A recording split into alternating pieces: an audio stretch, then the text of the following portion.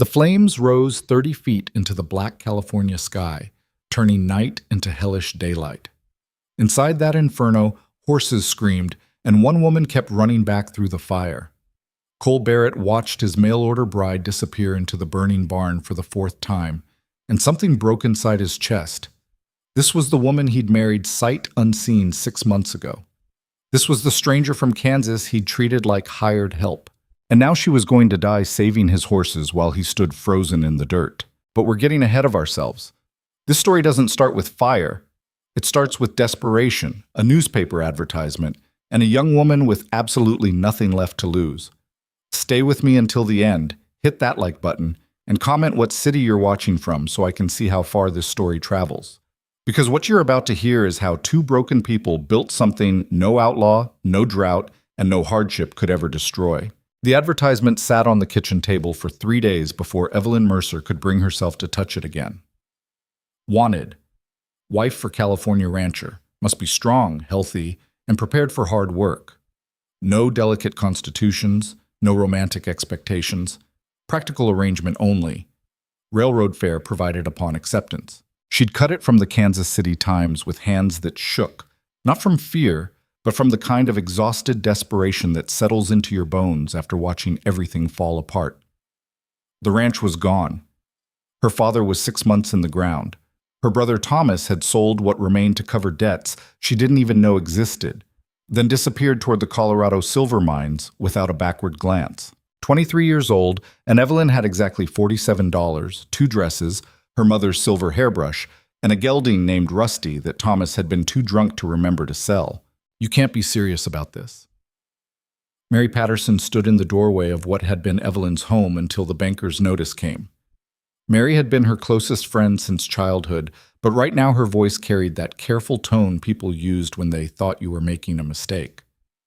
Evelyn, you don't know this man. You don't know anything about California. What if he's what?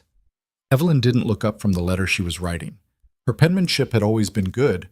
Her mother had insisted on that. Cruel? A drunk? Mean-tempered? She set down the pen. Mary, I'm going to lose everything either way. At least in California, there's a chance I'll have a roof and food. You could stay with us. And do what? Your father's barely keeping his own farm going. Evelyn finally met her friend's eyes. I'm good with horses. The advertisement says he runs cattle and breeds horses. Maybe that counts for something. It was more than that, though she didn't say it. The advertisement had mentioned the ranch was remote, far from any town. Evelyn had spent enough time at church socials and town dances, watching girls her age twitter over boys who'd never done a real day's work.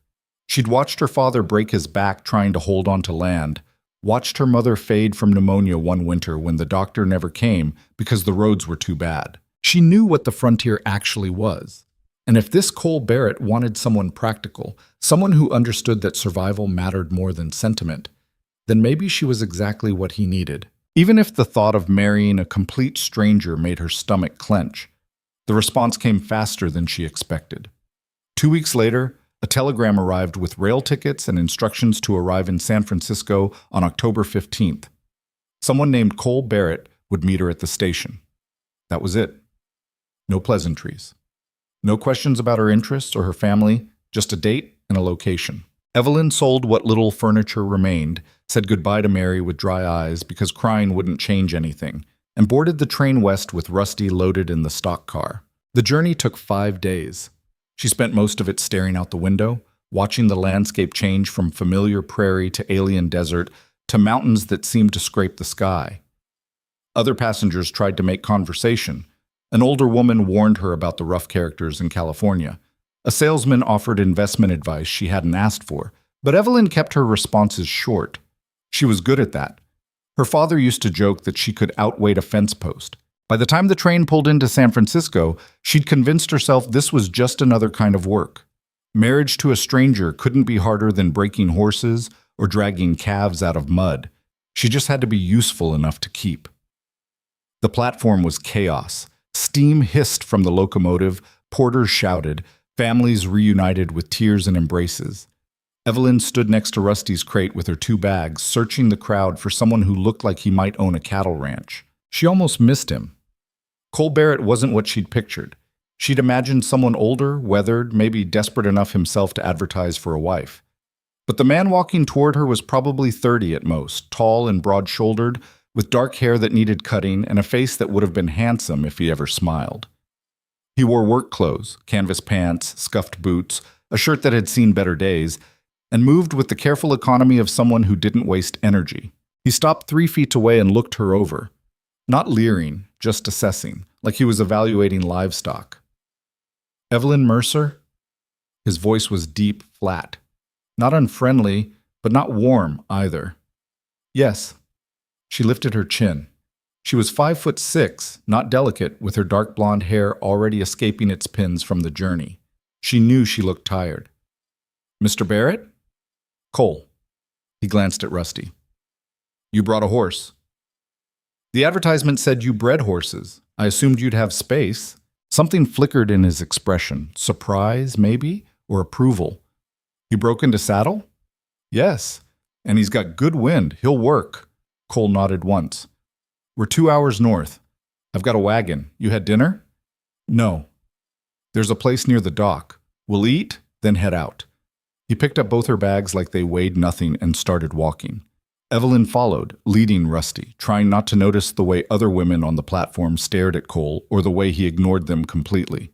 The restaurant was loud and smelled like fish and tobacco. Cole ordered for both of them without asking what she wanted: steak, potatoes, coffee. When the food came, he ate methodically, not talking. Evelyn matched his pace, grateful he wasn't trying to make small talk she didn't want. Halfway through the meal, he finally spoke. "You know how to cook?" "Yes." "For how many?" "We ran a ranch. I cooked for my father, my brother, and usually 3 or 4 hired men during season." He cut another piece of steak. "I've got 5 hands year-round, 8 during drives.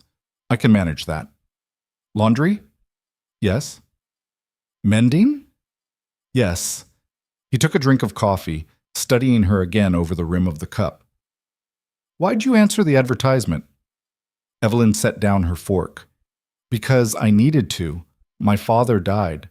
The ranch went to debt. My brother sold everything and left. I had $47 and a horse." She met his eyes. "Why'd you place it?" Cole's jaw tightened. For a moment she thought he wouldn't answer. Then, "Because I'm tired of cooking my own meals and sleeping alone. I need help running the place, and I don't have time to court someone properly." At least he was honest. "The advertisement said no romantic expectations," Evelyn said carefully. "Does that mean—" "It means I'm not going to lie to you." Cole's voice stayed level. "I need a wife. You need security. We can make that work without pretending it's something it's not." He paused. "But I won't hurt you, and I won't treat you poorly. You'll have a roof, food, and whatever help you need. Fair?" It was the most emotionless marriage proposal she could imagine, and somehow that made it easier. "Fair." They finished eating in silence. When Cole paid the bill, he added, "We'll stop at the courthouse tomorrow morning. Judge Murphy can do the ceremony, then we head to the ranch." "Tomorrow?" Evelyn's stomach flipped. "Unless you'd rather wait." She thought about the $47 in her bag, about sleeping in a boarding house alone in a city she didn't know, about the careful, guarded way Cole had spoken to her, practical but not cruel. "Tomorrow's fine." Cole nodded. "Good. Let's get the wagon loaded." The ride north took them through hills covered in oak trees and grassland that looked nothing like Kansas. Cole drove in silence, and Evelyn didn't try to fill it. She was too busy watching the landscape, trying to memorize landmarks, trying not to think about the fact that in less than 24 hours she'd be married to this quiet, unreadable man. They stopped at a way station as the sun set. Cole got them separate rooms without comment, paid for both, and told her to be ready at dawn. Evelyn lay awake most of the night, staring at the ceiling.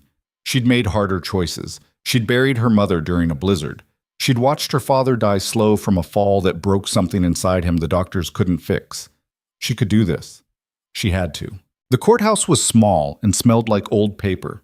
Judge Murphy was 70 if he was a day, with wild white eyebrows and a voice like gravel.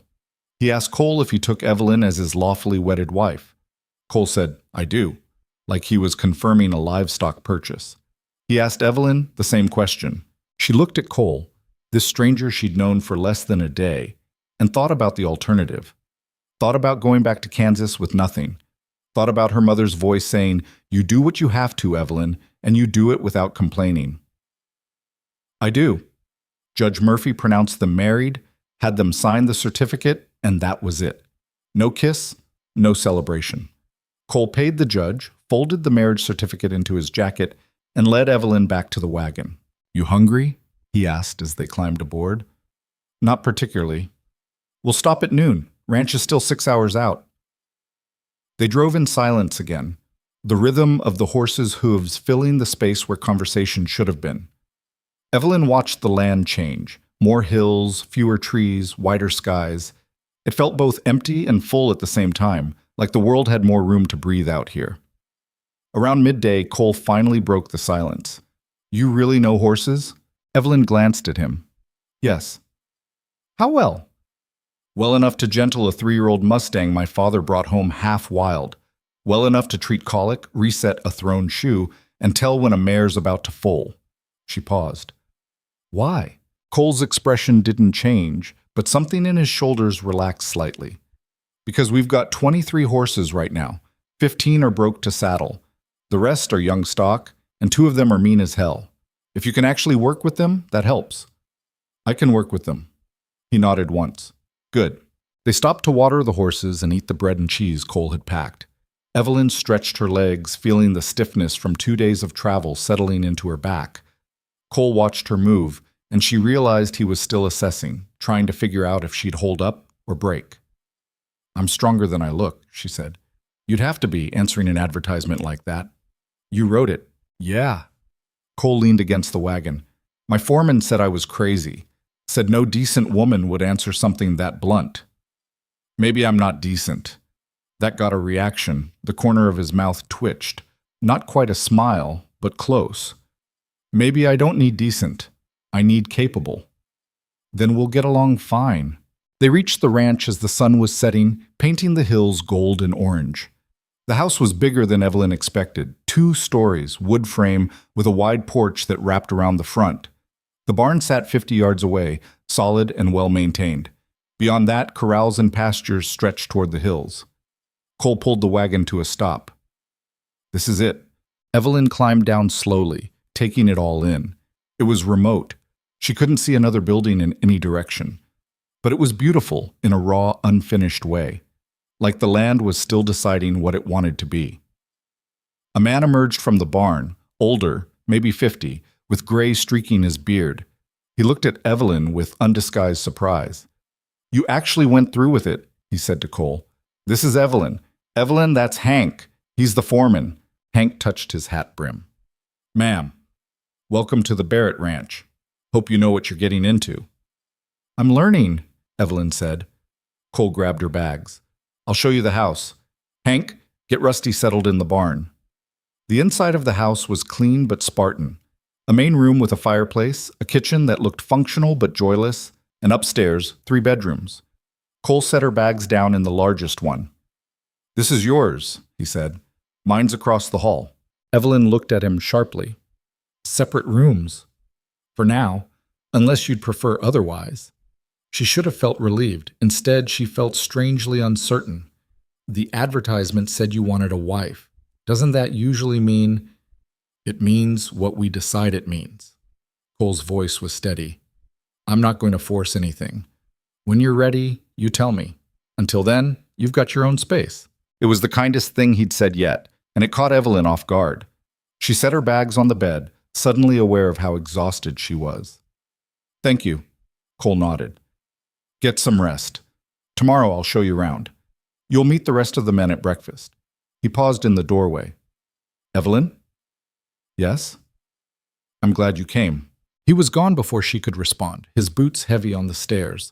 Evelyn sat on the edge of the bed, her bed, in her room, in a house that was now somehow hers, and tried to process the last 48 hours. She'd married a stranger. She was in California. She had a roof and food and a husband who seemed determined to keep his distance until she gave permission otherwise. It wasn't love. It wasn't even affection. But it was honest. And after everything she'd lost, honesty felt like something she could work with. Evelyn unpacked her 2 dresses, set her mother's hairbrush on the dresser, and lay down without undressing. Through the window, she could hear night settling over the ranch. Crickets, distant cattle, the wind moving through grass. Tomorrow she'd figure out what kind of life she'd signed up for. Tonight, she was just too tired to care. What? Dawn came cold and gray. Evelyn woke to the sound of men's voices outside, the clang of metal on metal, the low of cattle. For a moment, she forgot where she was. Then memory crashed back. California, the ranch, Cole, her husband. She dressed quickly in her work dress, the sturdy one she'd worn for chores back in Kansas, and braided her hair tight. When she came downstairs, the kitchen was empty, but she could smell coffee. A pot sat on the stove, still warm. Cole's doing, probably. Evelyn poured herself a cup and stood at the window, watching the ranch wake up. Men moved between the barn and corrals with purpose. Horses whinnied. Someone was hammering something in the distance. The door opened behind her. "You're up early," Cole's voice. She turned. He was already dressed for work, hat in hand, looking like he'd been awake for hours. "I'm used to it." "What time do the men eat?" 6. It's 5:15 now." "Then I should start cooking." Cole set his hat on the table. "You don't have to jump right into it. Take a day to settle. I'd rather work." He studied her for a moment, then nodded. "Biscuits, eggs, bacon if we've got it. Plenty of coffee. They'll eat anything that's hot and ready on time." "How many?" 5 hands, plus Hank, plus us, 7 total." Evelyn moved to the pantry, taking stock. Flour, lard, salt, eggs, bacon hanging in the cold room. Enough to work with. "I'll manage." Cole watched her for another moment, then grabbed his hat. "I'll be in the barn. Call if you need anything." By 6 o'clock, she had biscuits baked, eggs scrambled, bacon fried, and coffee ready. The men filed in, muddy boots and cautious eyes, clearly uncertain about the stranger in their kitchen. Hank introduced them one by one. Tom, young and nervous. Charlie, built like a bull. Jack and Emmett, brothers who looked identical except for a scar on Jack's chin. And Luis, who spoke English with a thick Spanish accent and looked at Evelyn like she might bolt. "Ma'am," they each muttered, taking seats at the long table. Cole sat at the head. "This is my wife, Evelyn. She'll be cooking and managing the house." Tom dropped his fork. "Wife? You got a problem with that?" Cole's voice went flat. "No, sir. Just didn't know you were getting married." "Now you do." Evelyn set the food on the table and sat beside Cole, ignoring the way the men stared. Let them stare. She'd cooked for ranch hands before. The trick was to feed them well and not take any nonsense. Charlie was the first to speak around a mouthful of biscuit. "These are good, ma'am." "Thank you." "Better than Cole's, anyway," Jack added, which got a few nervous laughs. Cole didn't react. After breakfast, we're moving the cattle in the east pasture closer to the creek. They're too spread out. "Tom, you and Luis check the fences on the north line. Charlie, you're with me and Hank, Jack, Emmett. Water troughs need cleaning." The men nodded, already used to his directness. They ate fast and left faster, murmuring thanks to Evelyn as they filed out. When it was just her and Cole, he refilled his coffee and said, "You handled that well. They're just men. They'll get used to me. Some faster than others." He drank, then set the cup down. "I meant what I said yesterday. If you want to take today to rest." "I don't need to rest. What needs doing?" Cole's mouth almost smiled again. "Laundry. The men pile it in the lean-to behind the house. It's been building up. I'll handle it. And if you're serious about the horses, there's a 2-year-old filly in the 3rd corral that needs work. She's green but smart. Might respond to you better than the men." Evelyn felt something ease in her chest. Anticipation, maybe. "I'd like that." "Good." Cole stood, grabbing his hat. "I'll be back at noon. We eat at 12:30. He left, and Evelyn cleared the table, washed the dishes, and went to assess the laundry situation. The lean-to was exactly as bad as she expected, piles of filthy shirts, pants, and socks that probably hadn't been washed in weeks. She hauled water, built a fire, and spent the morning scrubbing, wringing, and hanging everything to dry. By the time the men came back for lunch, she had stew ready and cornbread baked. They ate with more conversation this time, though they still treated her like a skittish horse, careful, respectful, keeping their distance. After lunch, Evelyn walked to the corrals. The filly was a pretty little bay with a white star on her forehead. She stood at the far end of the pen, ears forward, watching Evelyn with wary intelligence. Evelyn climbed the fence and sat on the top rail, not moving, just letting the horse get used to her presence. She'd learned young that patience mattered more than force with animals. You had to let them decide you were safe. After 10 minutes, the filly took a step closer, then another. "That's it," Evelyn murmured. "I'm not going to hurt you." The filly stretched her neck, nostrils flaring, taking in Evelyn's scent. Evelyn slid off the fence slowly, staying low and non-threatening. The filly tensed but didn't bolt. Evelyn took one step, then another, moving at an angle instead of straight on. Predators moved straight. Prey moved at angles. When she was close enough, she extended her hand, palm down. The filly sniffed, then nudged her hand with a soft nose. "Good girl," Evelyn breathed. Behind her, someone cleared their throat. She turned.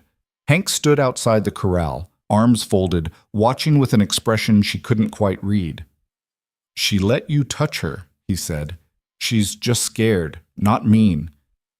"Charlie tried working with her last week. She damn near kicked his teeth in." "Charlie probably came at her too fast." Hank grunted. "You really know what you're doing." "I told Cole I did." "Yeah, well, Cole's got a habit of believing what people say until they prove him wrong." Hank shifted his weight. "He's a good man, in case you're wondering. Quiet, keeps to himself, works harder than anyone I've ever met. But he's been alone out here a long time. Don't take it personal if he doesn't know how to talk to you." Evelyn looked back at the filly, who was sniffing her shoulder now. "I'm not looking for conversation." "Maybe, but it might help anyway." That evening, Evelyn cooked dinner: roast beef, potatoes, carrots, more biscuits.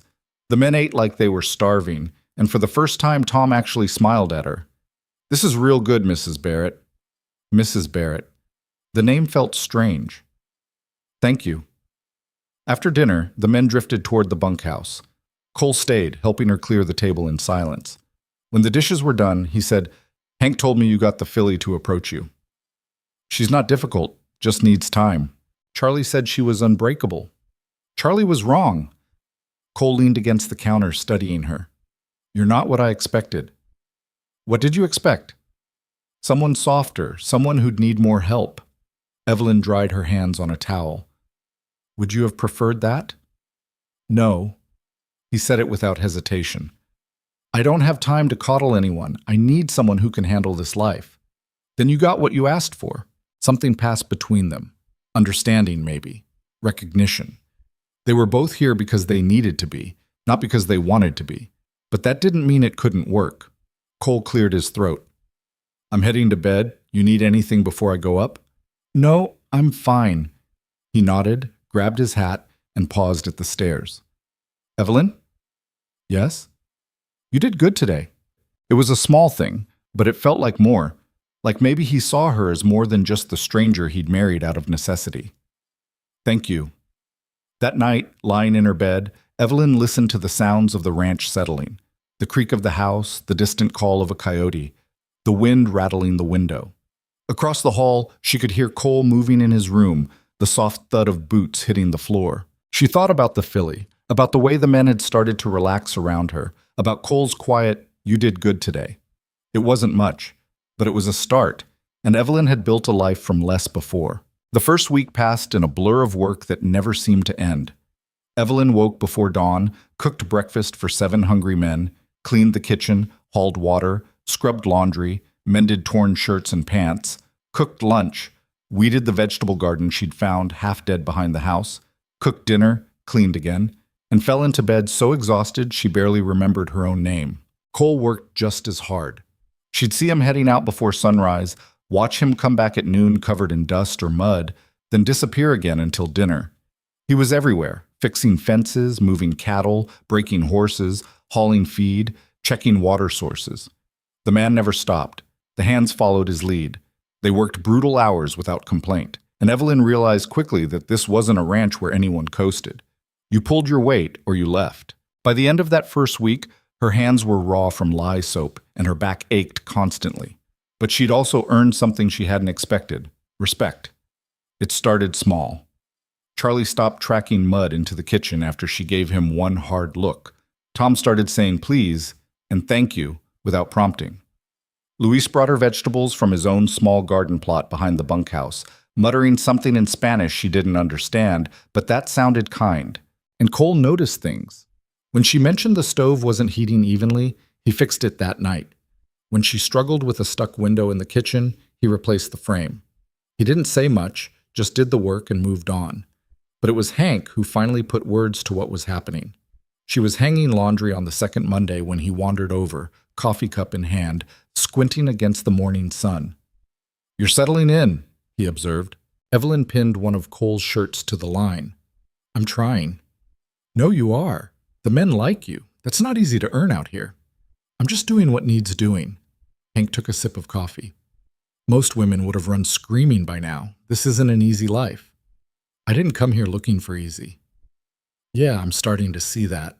He watched her work for a moment. "You planning to keep working with that filly?" "Cole doesn't mind." "He doesn't. In fact, he asked me to tell you there's a gelding in the far pen that needs gentling too. 3 years old, mostly broke, but he's got a stubborn streak.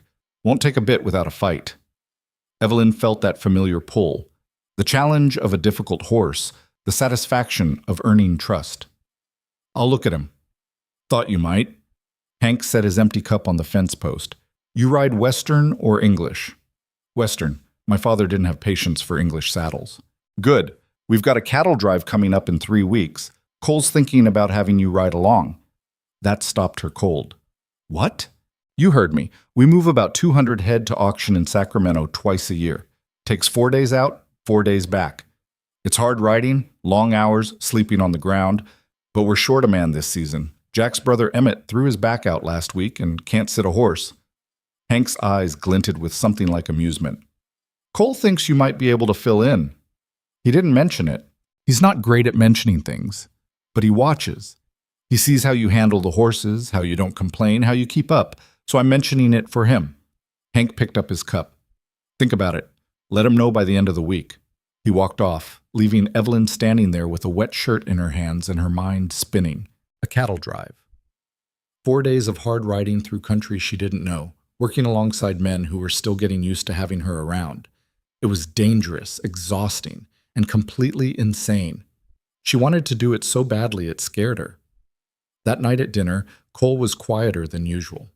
The men ate and talked around him, something about a mountain lion Tom had spotted near the north pasture. But Cole just pushed food around his plate, distracted. After the hands left, Evelyn started clearing dishes.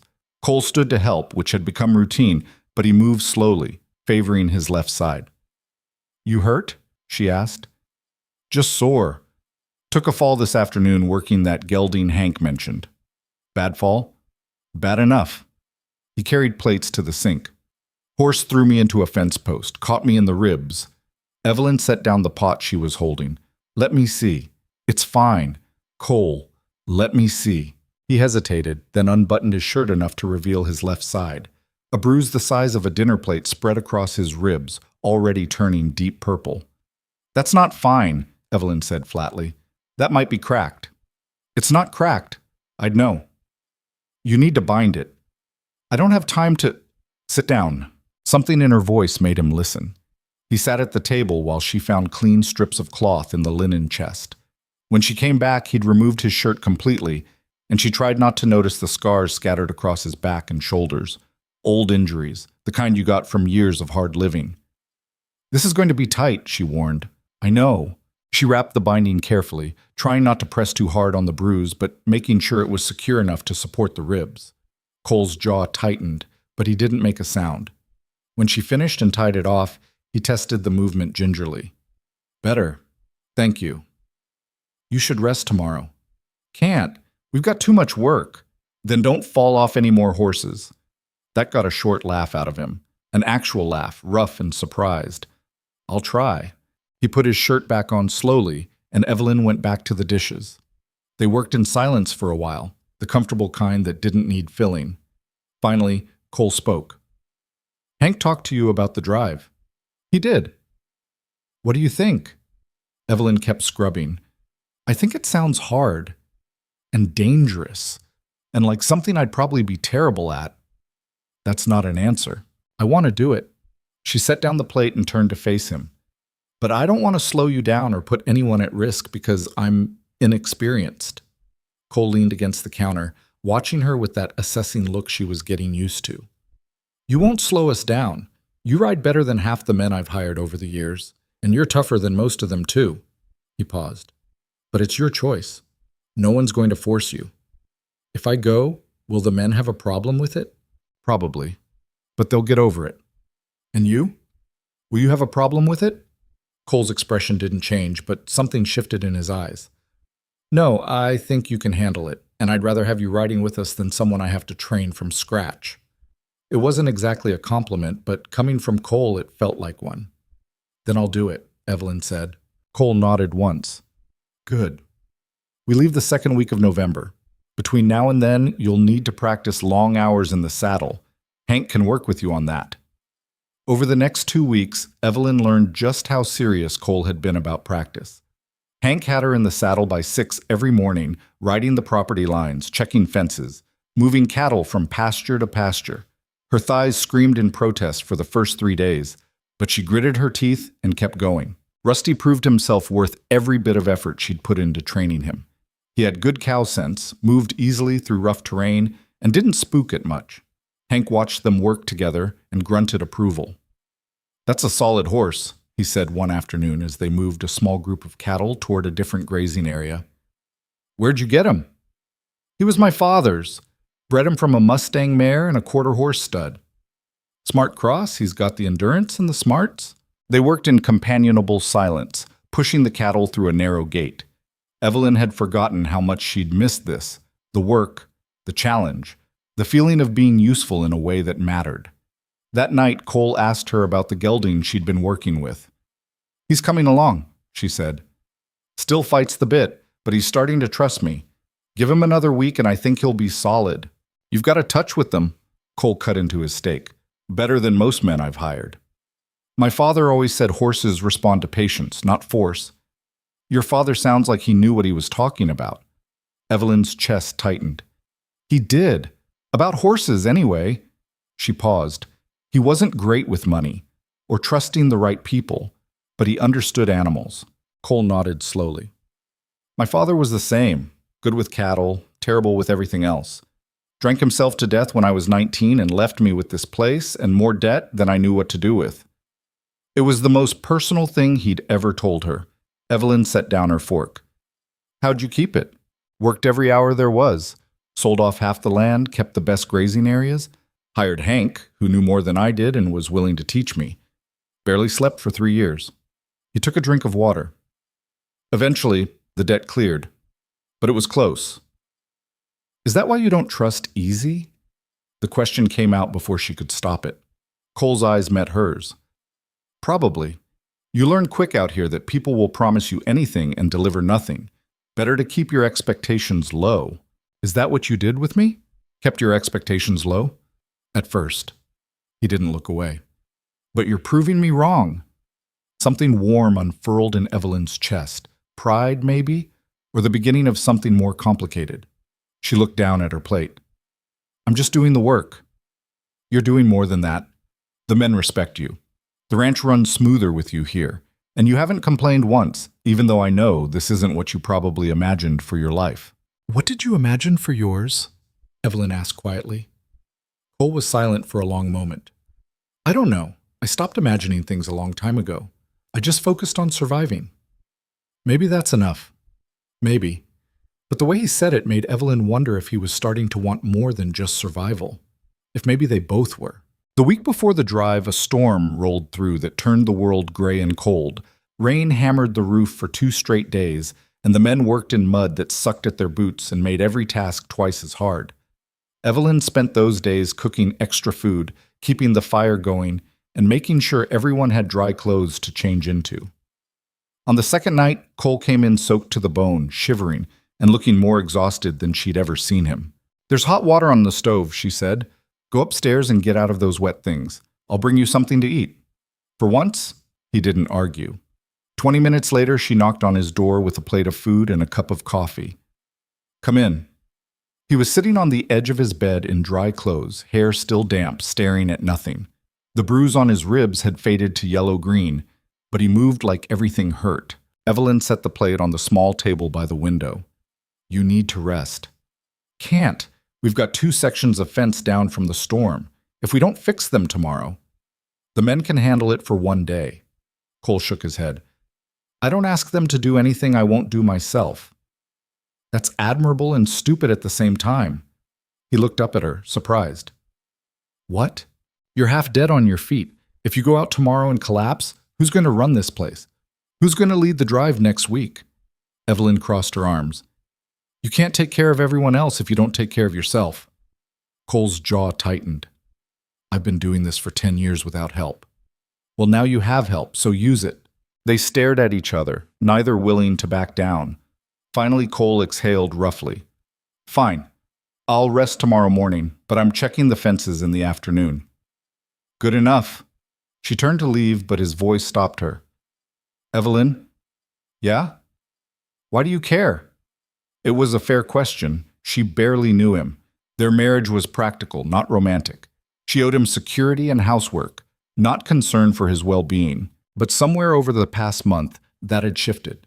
She'd started to see past the gruff exterior to the man underneath, someone who worked himself to the bone, who treated his men fairly, who kept his promises even when it cost him.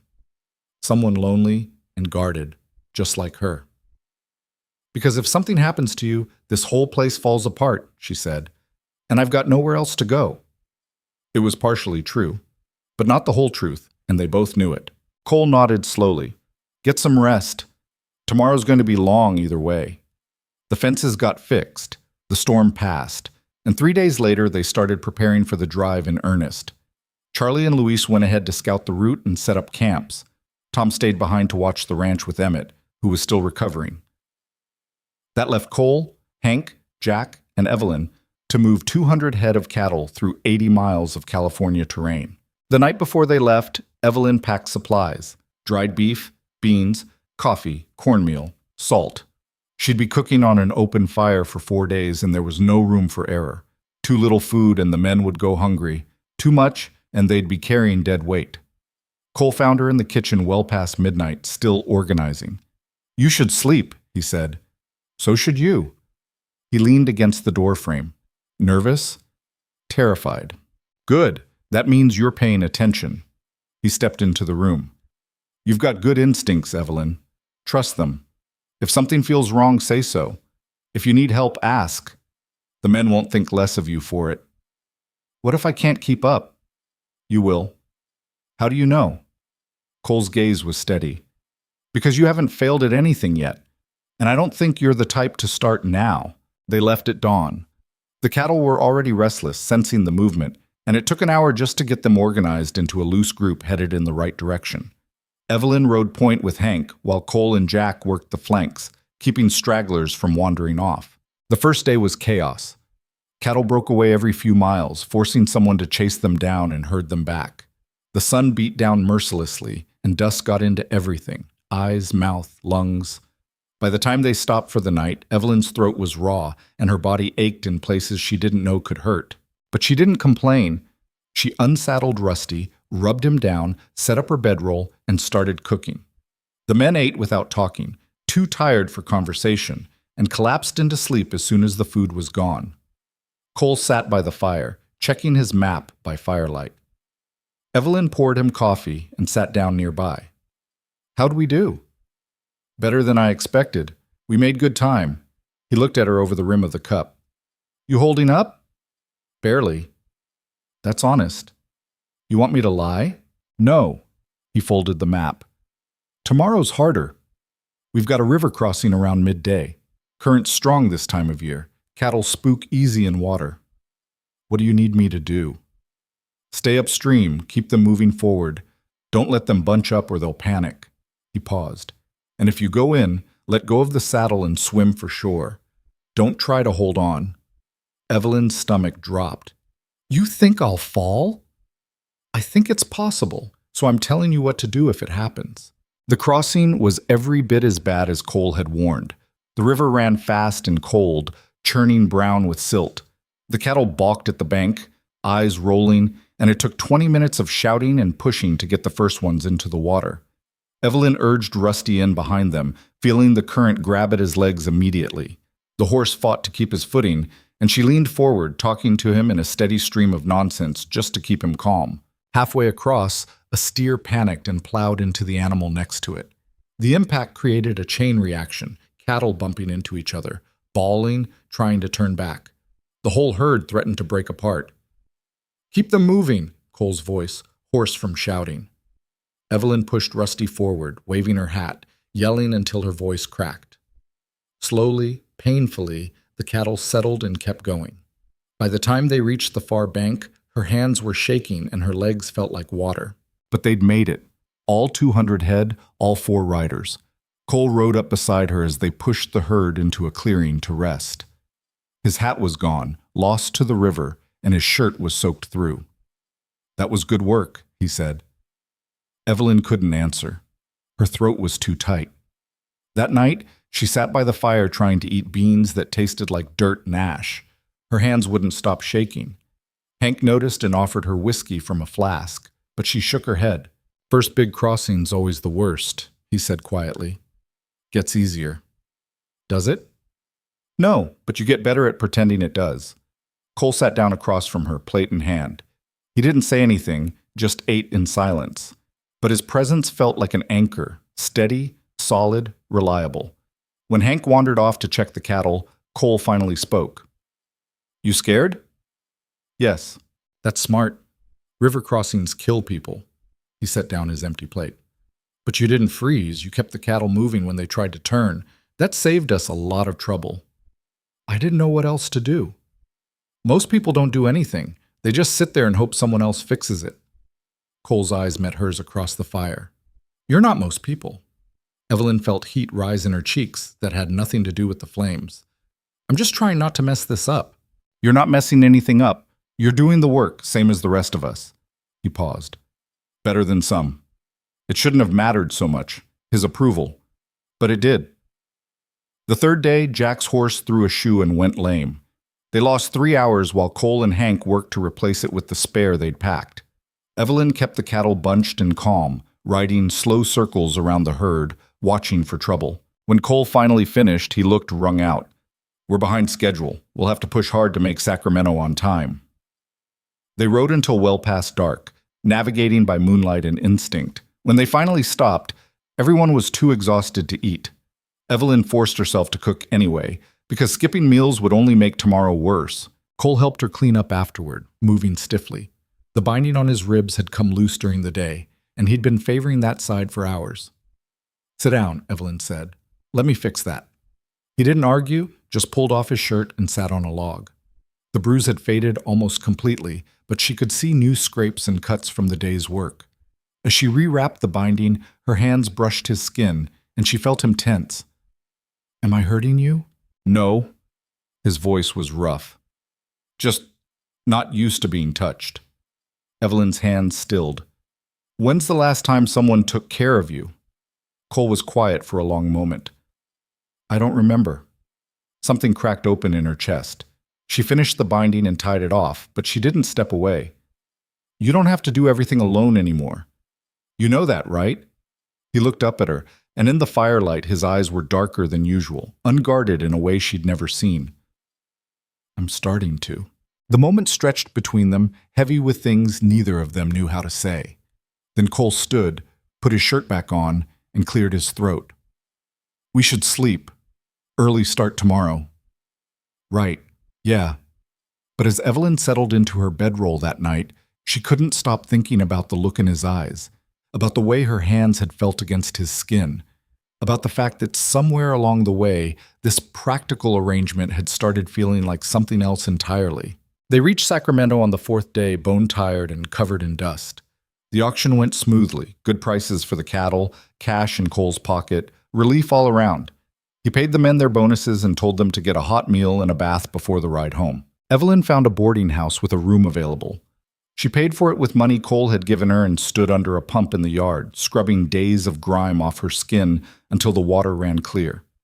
When she finally looked in a mirror, she barely recognized herself, thinner, sunbrowned, with new lines around her eyes. But stronger, too. Harder. That night, Cole found her in the hotel dining room and sat down across from her without asking. "You did good out there," he said. "You already told me that." I'm telling you again. He ordered coffee from the waitress. Hank said you're a better hand than half the men he's worked with, and Hank doesn't give compliments easy. Evelyn felt something warm settle in her chest. I was terrified the whole time. Being scared doesn't mean you're weak. It means you're smart enough to understand the risk. Cole's gaze was steady. Bravery is doing it anyway. Is that what you think I am? Brave? Yeah, I do. The ride back took another 4 days, but it felt easier somehow. The men joked more, relaxed into the rhythm. Even Cole seemed less tense. And when they finally crested the last hill and saw the ranch spread out below them, Evelyn felt something she hadn't expected. She felt like she was coming home. The change happened slowly, in ways Evelyn didn't notice at first. Cole started lingering after dinner instead of disappearing to his room. He'd pour himself another cup of coffee and sit at the table while she cleaned, telling her about problems with the herd or plans for expanding the horse breeding program. She'd ask questions, offer opinions he actually seemed to consider, and the conversations would stretch until the fire burned low. One night in early December, she found him reading by lamplight in the front room, which was unusual. Cole worked from dawn until he couldn't see straight, then slept. He didn't relax. What's that? She asked, drying her hands on her apron. He held up a thin book. Breeding records, trying to figure out which mares to pair with the new stud we bought last month. Evelyn sat in the chair across from him. The bay with the white socks? Yeah, he's got good bloodline, strong build, but I need to be smart about which mares we use him on. Can I see? Cole handed her the book. She studied the entries, notes about each mare's temperament, previous foals, any complications during birth. His handwriting was surprisingly neat, organized. This mare, she said, pointing to one entry. She's the chestnut in the second corral, right? The one with the nervous disposition? That's her. Don't breed her to the bay. He's too calm. You need something to balance her energy, not amplify it. Try him with the gray mare instead, the one who's too docile. They'll produce something solid. Cole looked at her for a long moment. That's smart. My father taught me. He said breeding horses was about understanding what each animal brought to the table and finding the right match. She handed the book back. It's not that different from anything else, I guess. No, Cole said quietly. I guess it's not. Something passed between them, unspoken but present. The air felt different, charged. Evelyn stood quickly, suddenly nervous. I should get to bed. Early day tomorrow. Evelyn? She turned back. Cole was watching her with an expression she couldn't quite read. Thoughtful, maybe, or curious. Thank you, he said, for the help. And for everything else. I'm just doing my part. It's more than that. He closed the book. You know it is. She did know. But acknowledging it felt dangerous, like stepping onto ice that might not hold her weight. So she just nodded and went upstairs, heart beating faster than it should. The next morning, Hank pulled her aside while she was feeding chickens. Cole's in a better mood lately, he said, not quite looking at her. Evelyn scattered grain. Is he? Don't play dumb. You've noticed. Hank scratched his beard. He's different with you around, talks more, smiles sometimes even. I've been working for him 8 years and I can count on one hand how many times I've seen that man smile. Maybe he's just less stressed. Maybe. Hank's eyes were shrewd. Or maybe he's finally letting someone in. Either way, it's good for him. Just thought you should know. Evelyn didn't know what to say to that, so she didn't say anything. But that night, when Cole laughed at something Tom said during dinner, an actual laugh, not just a grunt, she caught Hank's eye across the table. The old foreman just raised his eyebrows like he'd made his point. December brought colder weather and shorter days. The men worked on winter projects, repairing equipment, reinforcing the barn, cutting firewood. Evelyn spent her days cooking, preserving food, and working with the horses when she could steal time. The filly she'd started with months ago was now completely gentle, accepting saddle and bridle without fuss. The gelding had stopped fighting the bit. Cole had started bringing her the difficult cases, horses other people had given up on, and she'd proven she could handle them. It gave her a sense of purpose beyond cooking and cleaning. She was contributing something valuable, something the ranch actually needed. One afternoon in mid-December, she was working with a young mare in the round pen when a stranger rode up to the ranch. Evelyn noticed him from her position in the corral, A tall man on a paint horse, dressed too well for ranch work. He tied up at the main house and knocked. Cole emerged a moment later, wiping his hands on a rag. Even from a distance, Evelyn could see the conversation wasn't friendly. Cole's posture went rigid, defensive. The stranger gestured broadly, his voice carrying but the words unclear. After about 10 minutes, the man rode off. Cole stood watching him go, jaw tight, hands clenched into fists. Evelyn finished with the mare and walked over. Who was that? Nobody important. Cole, he exhaled roughly. Man named Ryder Cain. He's been buying up land north of here, consolidating property. Wants to control the cattle routes to Sacramento. What does that have to do with us? We use the northern pass to move our herd. It cuts 2 days off the trip. Cain wants to charge a toll for anyone who crosses his land. Cole's voice was flat, controlled, but Evelyn could hear the anger underneath. $50 per head. Evelyn did the math quickly. For 200 cattle, that would be $10,000. That's robbery. That's what I told him. He said if I don't pay, he'll make sure we can't use the pass at all. Can he do that? If he owns the land on both sides, yeah. He can fence it off, post guards, whatever he wants. Cole rubbed the back of his neck. I checked the property records last month. Everything he's doing is legal. What are you going to do? I don't know yet. He looked tired suddenly, older than his years. We can take the southern route, but that adds time and cost. Or I can try to negotiate, though Cain doesn't strike me as the negotiating type. There has to be another option. If there is, I haven't thought of it yet. That night, Evelyn lay awake thinking about the problem. She'd seen men like Cain before, bullies who used the law to get what they wanted, who preyed on smaller operations that couldn't fight back. Her father had dealt with them. They never stopped with one demand. They always came back for more. She was still awake when she heard footsteps in the hall. A moment later, there was a soft knock on her door. Evelyn, you awake? She sat up, wrapping a shawl around her shoulders. Yeah, come in. Cole opened the door but didn't enter, just stood in the threshold. He was fully dressed, like he hadn't even tried to sleep. Can't stop thinking about it, he said. Me neither. I keep running numbers. If we pay the toll, we lose most of our profit. If we take the southern route, we barely break even after accounting for extra feed and time.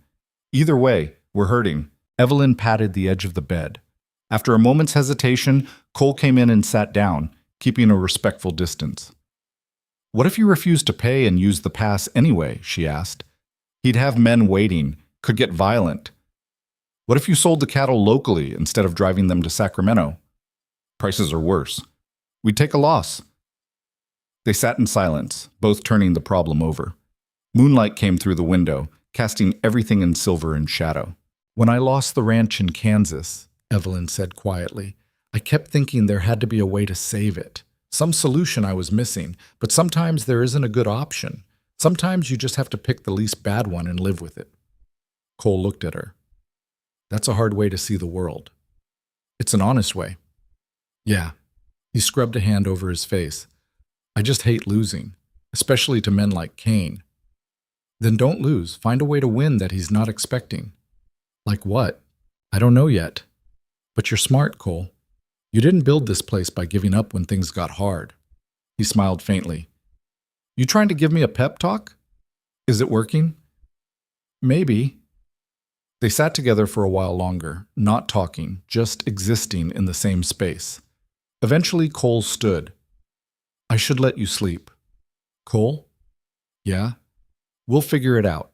Whatever happens with Cain, we'll handle it. The way she said we felt significant. Cole must have noticed because something shifted in his expression. Surprise, then something warmer. Yeah, he said softly. We will. 3 days later, Cain came back. This time he brought 2 men with him, both carrying rifles. They didn't point them at anyone, but the message was clear. Cole met them in the yard, and Evelyn watched from the kitchen window. Hank and Charlie flanked Cole, hands near their own weapons. The conversation was short and ugly. When Cain rode off, Cole came inside with a piece of paper in his hand. He set it on the table without a word. Evelyn picked it up. It was a contract, formal, legal, outlining the toll terms. At the bottom was a deadline, January 15th. Sign and agree to pay, or be barred from the Northern Pass permanently. He's not bluffing, Cole said. I asked around. He's already blocked 3 other ranchers from using the route. One of them tried to force through anyway. Cain's men shot his lead steer and scattered the herd. Took him 2 weeks to round them all up again. Evelyn's hands tightened on the paper. So what do we do? I'm going to talk to a lawyer in Sacramento, see if there's any legal angle we're missing. Cole took the contract back, folding it roughly. But I'm not optimistic. Over the next few weeks, tension settled over the ranch like fog. Cole made the trip to Sacramento and came back with bad news. Cain's ownership was legitimate. His right to control passage was protected by law, and there was nothing they could do about it. Christmas came and went quietly. Evelyn cooked a special dinner, and the men tried to be cheerful, but everyone knew what was coming. The next drive was scheduled for March. By then, they'd have to make a decision. Cole grew quieter, more withdrawn. He worked even longer hours, driving himself and everyone else hard. Evelyn tried to help where she could, but there was only so much she could do. Then, one night in early January, everything changed. Evelyn woke to the smell of smoke. At first she thought she was dreaming. Then she heard shouting outside, and the smell got stronger, acrid, thick, wrong. She threw on clothes and ran downstairs. Through the window she could see orange light flickering in the darkness. The barn was on fire. Her heart stopped. She bolted outside. Flames were already climbing the barn walls, consuming dry wood like paper. The horses inside were screaming, high, terrified sounds that cut straight through her. Men were running everywhere. Cole was at the barn doors, trying to pull them open, but the heat drove him back. Hank was shouting for water. Charlie appeared with buckets, but it was already too late. The fire was too big, too hot, spreading too fast. "The horses!" Evelyn screamed. "They're still inside!" "We can't get to them!" Cole's face was streaked with soot, eyes desperate. "The main door's blocked!" Evelyn didn't think. She ran to the side of the barn where there was a smaller door, one they used for tossing hay bales through. The flames hadn't reached it yet. "Evelyn, no!" Cole's voice, hoarse and panicked. She grabbed the door handle, hot but not burning yet, and yanked it open. Smoke poured out, choking her. She pulled her shawl over her mouth and nose and went in anyway. Inside was hell. Fire roared along the walls and ceiling. Smoke made it impossible to see more than a few feet. The horses were wild with terror, slamming against stall doors, eyes rolling white. Evelyn found the nearest stall and threw the latch. The horse inside, the bay filly she'd worked with months ago, charged out, nearly trampling her, but it ran toward the open door, toward safety. She moved to the next stall. And the next. Opening latches, dodging hooves, screaming at the horses to run. The heat was unbearable. Her lungs burned. Her eyes streamed tears. But she kept going because stopping meant leaving them to die. She'd opened 5 stalls when a beam crashed down behind her, cutting off her exit. Panic clawed at her throat. The fire was closing in on all sides now. She couldn't see the door anymore through the smoke. Then someone grabbed her arm. She swung, fighting, until she recognized Cole's voice. "This way! Now!" He pulled her towards a gap in the flames, shielding her with his body as they ran. They burst through the side door together and collapsed in the dirt 20 feet away, coughing and gasping. "What the hell were you thinking?" Cole's voice was ragged, furious, terrified. "You could have died. The horses! Damn the horses! You could have died!" Evelyn looked up and saw his face, streaked with soot and tears, eyes wild with fear. Not anger, fear for her. "I had to," she said, voice raw. "I couldn't just let them burn." Something broke in Cole's expression. He pulled her against him, hard and desperate, like he was trying to convince himself she was real. Evelyn felt his heart hammering against her cheek, felt his hands shaking as they gripped her shoulders. "Don't ever do that again," he said into her hair. "Don't you ever—" He didn't finish, just held her while the barn burned and men shouted and horses ran wild into the night. When they finally pulled apart, Evelyn looked at the destruction. The barn was gone. Nothing left but a skeleton of blackened beams and ash. But most of the horses had gotten out. She could see them in the distance, huddled together in a pasture, frightened but alive. "How many did we lose?" she asked. Hank appeared, face grim. 3. The ones in the back stalls. Fire got there too fast. He looked at Evelyn. "But we'd have lost all of them if you hadn't gone in." Cole's jaw tightened. "We would have figured something out." "No, we wouldn't have," Hank said bluntly. "She saved them. Give her credit for it." The fire finally died around dawn, leaving nothing but smoking ruins and the acrid stench of burned wood. The men stood in a loose circle staring at the wreckage, too exhausted to speak. Cole broke the silence. This wasn't an accident. Everyone looked at him. I checked before the fire got too hot. Someone poured kerosene along the base of the walls. There's a trail leading away from the barn toward the north road. His voice was flat, deadly calm. Someone set this deliberately. Cain, Evelyn breathed. Can't prove it, Hank said. But, yeah, probably. Charlie cracked his knuckles. Then we ride to his place and return the favor. No. Cole's voice cracked like a whip. We do this the right way. We document everything, we talk to the sheriff, we build a case. The sheriff won't do anything, Jack said. Cain probably owns him too. Then we go over his head. We find a marshal, a judge, someone with authority who will actually listen. Cole's eyes were cold and hard as stone. I'm not giving Cain an excuse to claim we're the criminals here. We play this smart or we don't play at all. It took 3 days to clean up the worst of the damage and build temporary shelters for the horses. Evelyn worked alongside the men, hauling debris, hammering posts, doing whatever needed doing. Her hands blistered and bled, but she didn't stop. Cole worked like a man possessed, barely sleeping, barely eating. Evelyn tried to get him to rest, but he wouldn't listen. I should have seen this coming, he said one night when she found him staring at the ruins. Should have known Cain would escalate. You couldn't have known he'd burn the barn. I should have protected you, protected the ranch. His voice was raw with self-recrimination. That's my job, and I failed. Evelyn stepped in front of him, forcing him to look at her. You didn't fail, we're still here. The horses are alive, the ranch is still standing. Barely. Barely is enough. She grabbed his hand, squeezing hard. We survived, Cole. Now we fight back. He looked down at their joined hands, then back up at her face. In the moonlight, his expression was complicated. Gratitude, grief, something fiercer she couldn't name. When did you get so tough? He asked quietly. I've always been tough. You just didn't notice. I noticed. His thumb brushed across her knuckles, a gesture so gentle it made her breath catch. I've been noticing for a while now. The moment hung between them, heavy with possibility. Then Cole stepped back, breaking the contact. You should get inside, it's cold. You should too. In a minute. But Evelyn knew he wouldn't. He'd stand out here torturing himself until dawn. So she did the only thing she could think of. She stayed with him. Stood beside him in the cold and the dark, a silent presence he couldn't push away. After a while, Cole spoke again.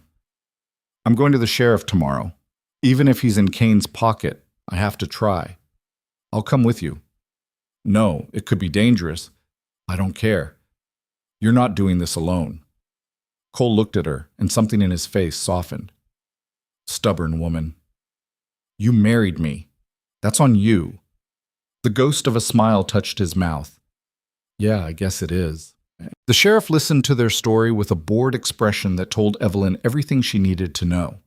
He took notes, asked a few perfunctory questions, and promised to look into it. Don't hold your breath, Cole muttered as they left the office. But Evelyn wasn't ready to give up. What about the federal marshal? Or a circuit judge? Nearest marshal is in San Francisco. By the time he investigates, Cain could do worse. Cole helped her into the wagon. And the circuit judge won't be back this way for another 3 months.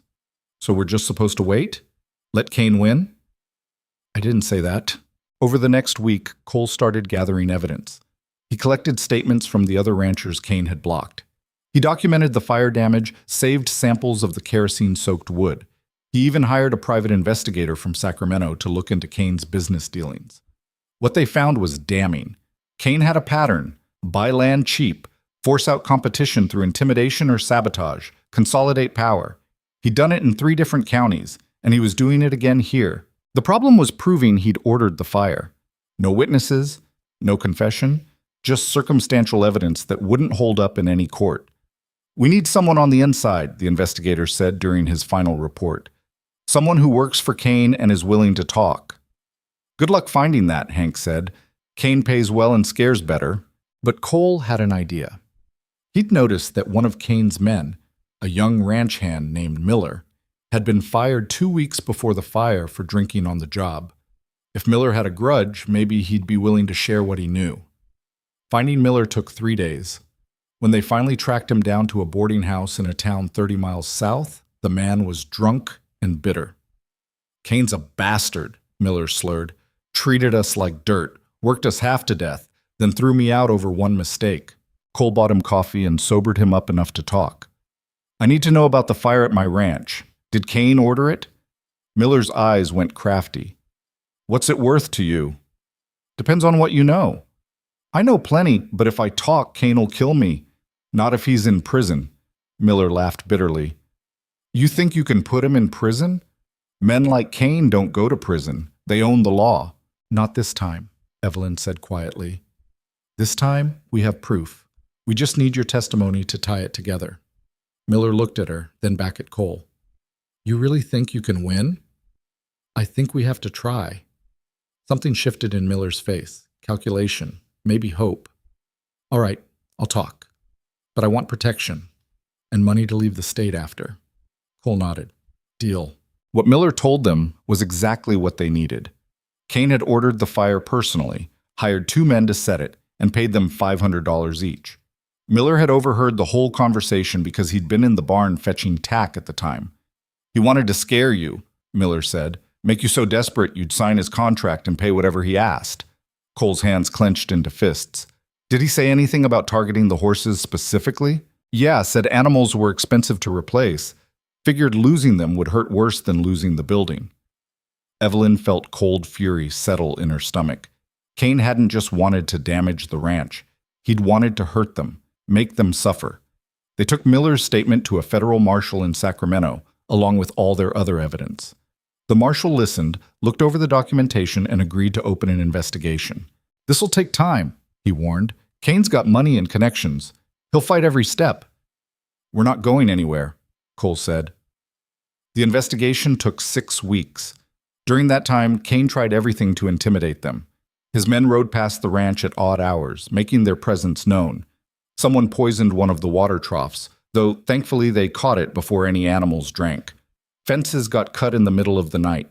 But Cole had hired extra hands, men who could fight as well as work. And Evelyn made sure everyone stayed armed and alert. The final confrontation came in late February. The marshal arrived at Cain's ranch with a warrant and 5 deputies. They found evidence linking Cain to the fire, to the poisoned water, to intimidation of multiple ranchers across the region. Cain tried to run. They caught him 15 miles out, heading for the Nevada border. The trial was swift. Miller testified, laying out everything he knew. Other victims came forward with their own stories.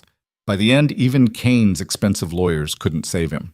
The judge sentenced him to 15 years in prison for arson, attempted extortion, and conspiracy to commit multiple felonies. His property was seized and sold to pay restitution to his victims. When Cole heard the verdict, he didn't celebrate. He just nodded once, like justice had finally caught up to where it should have been all along. That night, back at the ranch, Evelyn found him sitting on the porch steps, staring out at the darkness. "It's over," she said, sitting beside him. "Yeah. We won." "Yeah." She bumped his shoulder with hers. "You're allowed to be happy about it." Cole turned to look at her. In the lamplight spilling from the house, his face was open in a way she'd rarely seen. "I am happy, but I keep thinking about how close we came to losing everything. How close I came to losing you in that fire."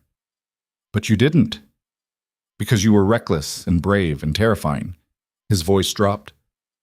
"When I saw you run into that barn, I thought—" He stopped, swallowed hard. "I thought my heart was going to stop." Evelyn's breath caught. "Cole, you... I know this wasn't supposed to be that kind of marriage. I know we agreed it was practical, nothing more." He reached out slowly, giving her time to pull away, and cupped her face in his calloused hand. "But somewhere along the way, that changed for me. You changed it." Her heart was hammering so hard she could barely hear over it. "For me too," she whispered. Cole's thumb brushed her cheekbone. "Yeah? Yeah." He leaned in slowly, carefully, still giving her every chance to stop this. But Evelyn didn't want to stop. She closed the distance and kissed him. It was tentative at first, almost shy. Then Cole's other hand came up to frame her face, and the kiss deepened into something that felt like coming home after a long, hard journey. When they finally broke apart, both breathing hard, Cole rested his forehead against hers. "I love you," he said, voice rough. "I don't know when it happened, but I do." Evelyn's eyes stung. "I love you too." They sat there together under the stars, holding each other, while the ranch settled into peaceful darkness around them. The barn would need rebuilding. There was still work to do, challenges ahead. But they'd face it together, not as a practical arrangement anymore, as something real. That night changed everything and nothing at all. Cole still woke before dawn and worked until his body demanded rest. Evelyn still cooked for the men and managed the household and worked with the horses. But now, when their hands brushed passing dishes at dinner, they held on for a moment longer. When Cole came in exhausted and covered in dirt, Evelyn would press a cup of coffee into his hands and he'd kiss her forehead in thanks. Small things, private things, but they mattered. The men noticed. Tom grinned like an idiot whenever he caught them standing close. Charlie made a joke about newlyweds that earned him a glare from Hank, but even the old foreman looked pleased. "About damn time," was all Hank said when Cole told him they were moving Evelyn's things into his room. "Took us a while to figure it out," Cole admitted. "You're both stubborn as mules." I'm surprised it didn't take longer. Cole helped Evelyn carry her belongings across the hall that evening. It wasn't much. 2 dresses, her mother's hairbrush, a few books she'd managed to keep from Kansas. She set the hairbrush on the dresser that was now half hers, and the simple act felt monumental. "You can change anything you want in here," Cole said, watching her. "Curtains, furniture, whatever makes you comfortable." Evelyn looked around the room. It was sparse, functional, very much a space that had belonged to a man living alone. But it was solid and clean and safe. "I like it how it is." "You sure?" "Cole, I slept in a barn loft for 2 years when we lost the house in Kansas. This is luxury." She turned to face him. "Besides, I didn't marry you for fancy decorating." "What did you marry me for?" He was trying for casual, but she could hear the genuine question underneath. "Survival, initially." She crossed to him, resting her hands on his chest. "But that's not why I'm staying." His arms came around her waist. "Why are you staying?" "Because you're a good man who works harder than anyone I've ever met. Because you keep your promises. Because when I ran into a burning barn like an idiot, you came in after me." She paused. "And because I love you, even though you're terrible at talking about your feelings." Cole's mouth twitched. "I'm working on that." "I know." He kissed her then, slow and thorough, and for the first time since arriving in California, Evelyn felt like she'd truly come home. The new barn went up in March. Cole had saved money over the years, and combined with the restitution from Cain's seized assets, they had enough to build something better than before. Bigger, with proper ventilation and a hayloft designed to reduce fire risk. Every rancher within 30 miles showed up to help with the barn raising. It was frontier tradition. When someone needed help, you gave it, because someday you'd need help too. Men who'd never met Cole before arrived with tools and timber, ready to work. Evelyn spent 2 days cooking for the crowd. She made 3 batches of stew, countless biscuits, gallons of coffee. The women who came with their husbands helped, and Evelyn found herself part of conversations about recipes and children and the best ways to get bloodstains out of fabric. "Your husband did a good thing going after Cain," one woman said as they kneaded bread dough together. "My brother lost his ranch to that bastard's schemes 2 years ago. Couldn't prove anything, so he just had to walk away." "I'm sorry," Evelyn said. "Don't be sorry, be proud." Not many men would have fought back the way Cole did. The woman glanced toward where the men were working. And not many women would have charged into a burning barn to save horses. "You've got grit, Mrs. Barrett." Mrs. Barrett. Evelyn was getting used to that name, starting to like the way it sounded. The barn was finished in 3 days. On the final evening, everyone gathered for a celebration. Someone had brought a fiddle, another man had a guitar, and soon there was music and dancing in the yard. Evelyn found herself pulled into a reel by Tom, who was surprisingly light on his feet. "You're a good dancer," she said, breathless and laughing. "My ma insisted we all learn. Said it was the only way we'd ever get wives." He spun her under his arm. "Guess she was right. I've been courting a girl in town for 2 months now." "Tom, why didn't you say anything?" He flushed. "Didn't want to jinx it, but she's nice, smart. Her father runs the general store. I'm happy for you." When the song ended, Cole appeared at her elbow. "Mind if I cut in?" Tom handed her over with a grin and disappeared into the crowd. Cole pulled Evelyn close, one hand at her waist, the other clasping hers. He wasn't as smooth a dancer as Tom, but he was solid and steady, and being in his arms felt right. "You having fun?" he asked. "More than I expected. You?" "I hate crowds. But this is good." He looked around at the gathering, neighbors talking, children running between the adults, Hank arguing amiably with another foreman about the best way to cure leather. "Feels like we're part of something bigger than just the ranch." "We are. That's what community means." Cole pulled her a little closer. "I've been thinking." "About what?" "About expanding. We've got the new barn, plenty of grazing land, good water sources. We could increase the herd, breed more horses, really build this place into something that lasts." Evelyn felt warmth spread through her chest. Cole was thinking about the future, their future. "That sounds good. There's risk. More cattle means more work, more expense, more that can go wrong. And we just barely survived Cain. I don't know if I want to put us through that kind of stress again." "Life is stress, Cole. The question is whether we're building towards something worth it."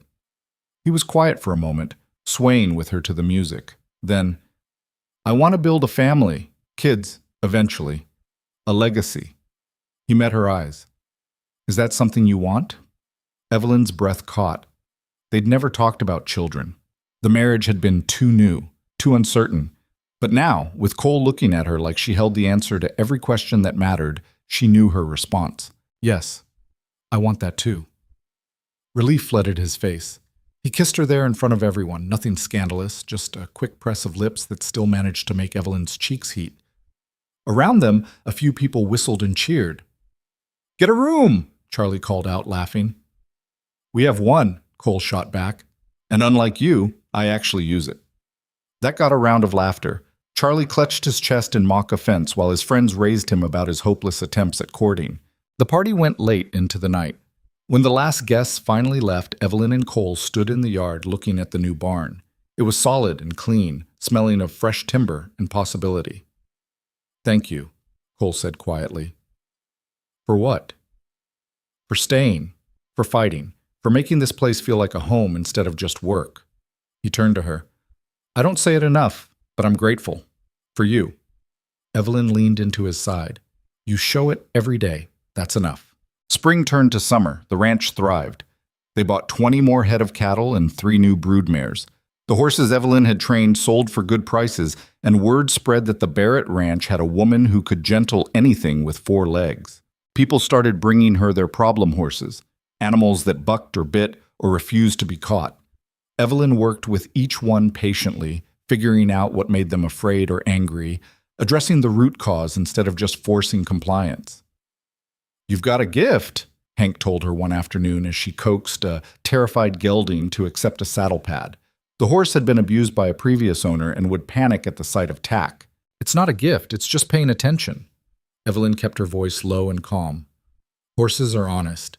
They tell you exactly what they're feeling if you bother to listen. Most people don't bother. Most people are idiots." Hank laughed. "Can't argue with that." By July, Evelyn had a waiting list of clients. Cole built her a separate training corral and started charging fees. It was modest income compared to cattle, but steady, and it gave Evelyn something that was entirely hers. She was working with a young mare one afternoon when she felt the first wave of nausea. It came on sudden and strong, forcing her to grab the fence rail for support. The mare nickered softly, sensing something wrong. "I'm fine," Evelyn muttered, though she wasn't sure who she was reassuring. The nausea passed after a minute. She finished the session and went inside to start dinner, pushing the incident from her mind. But it happened again the next morning, and the morning after that. By the 4th day, Evelyn couldn't deny what her body was telling her. She was pregnant. She sat on the edge of the bed, hands pressed to her still flat stomach, trying to process the realization.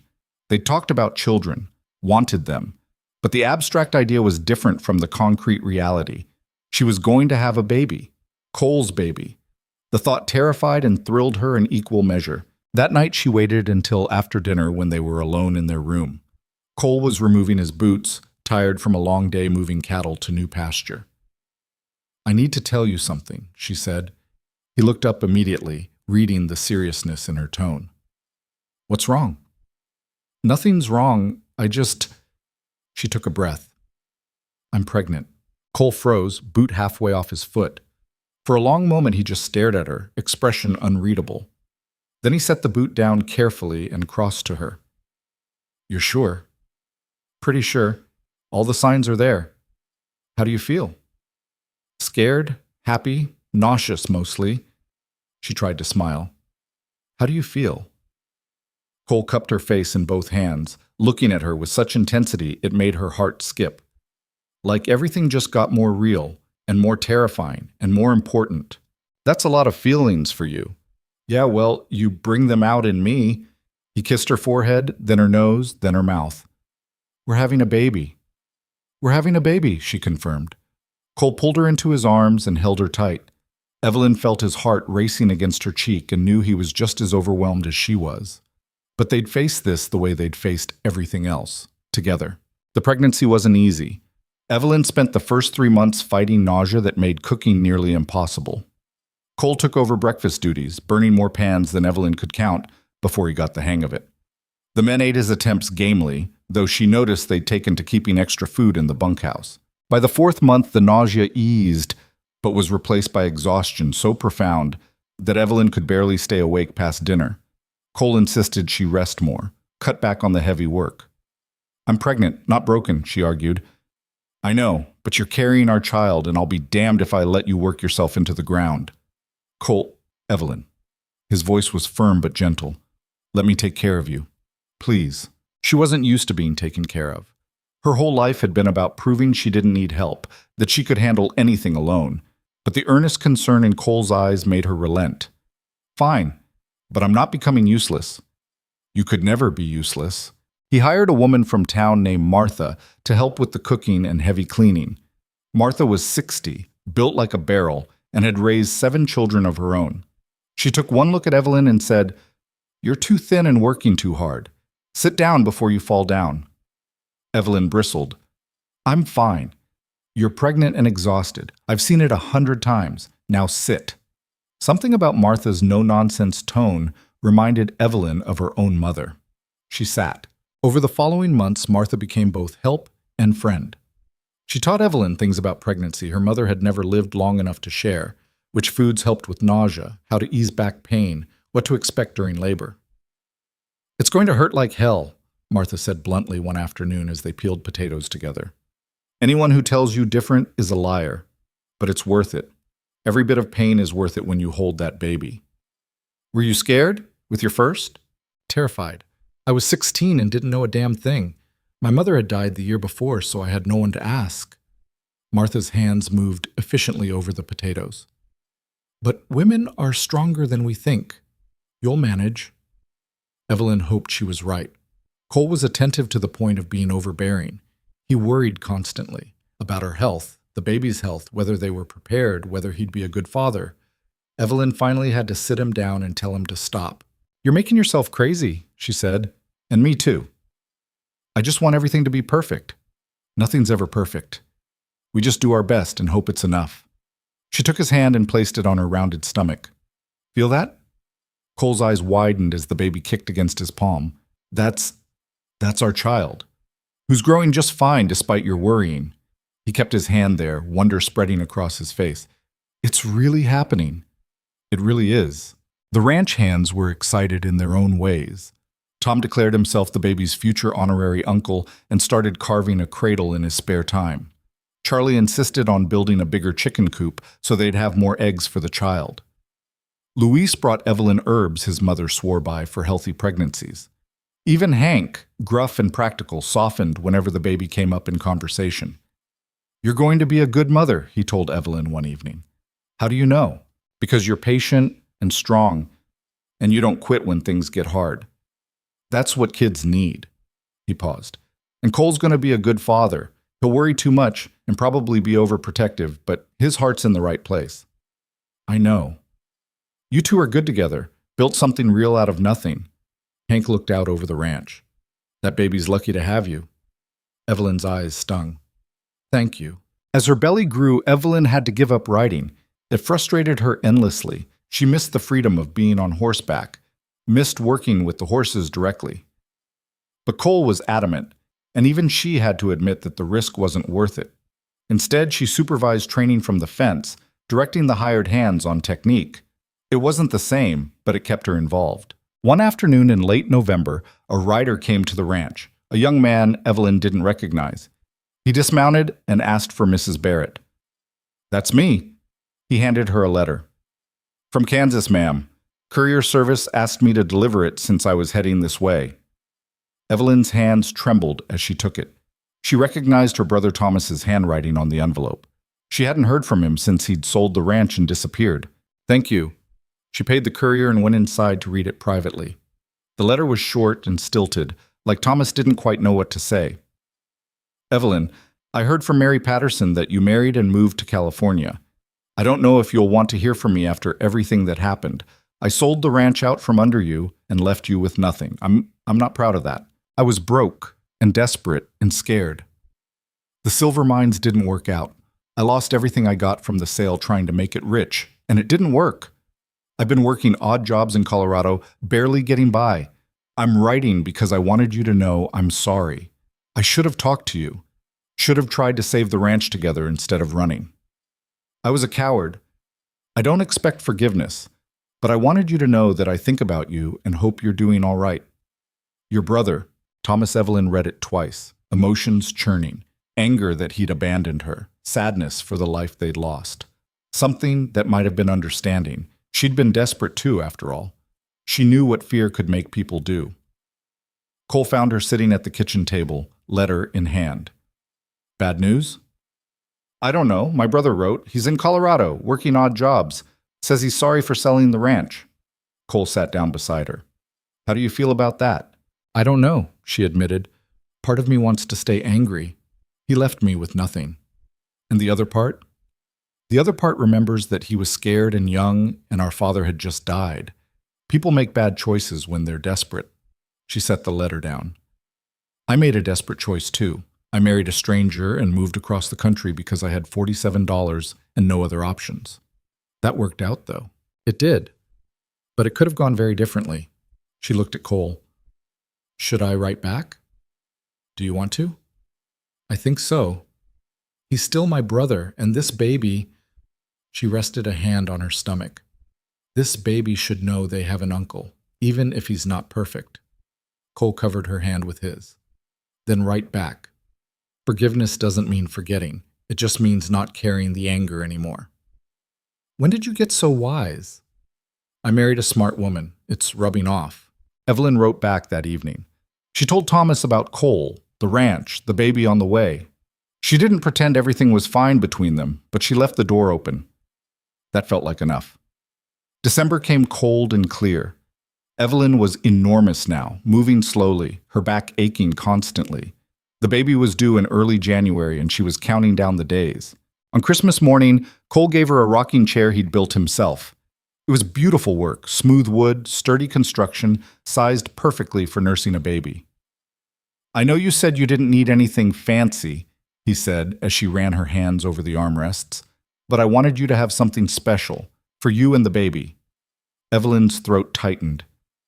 "It's perfect." She gave him a pocket watch that had belonged to her father.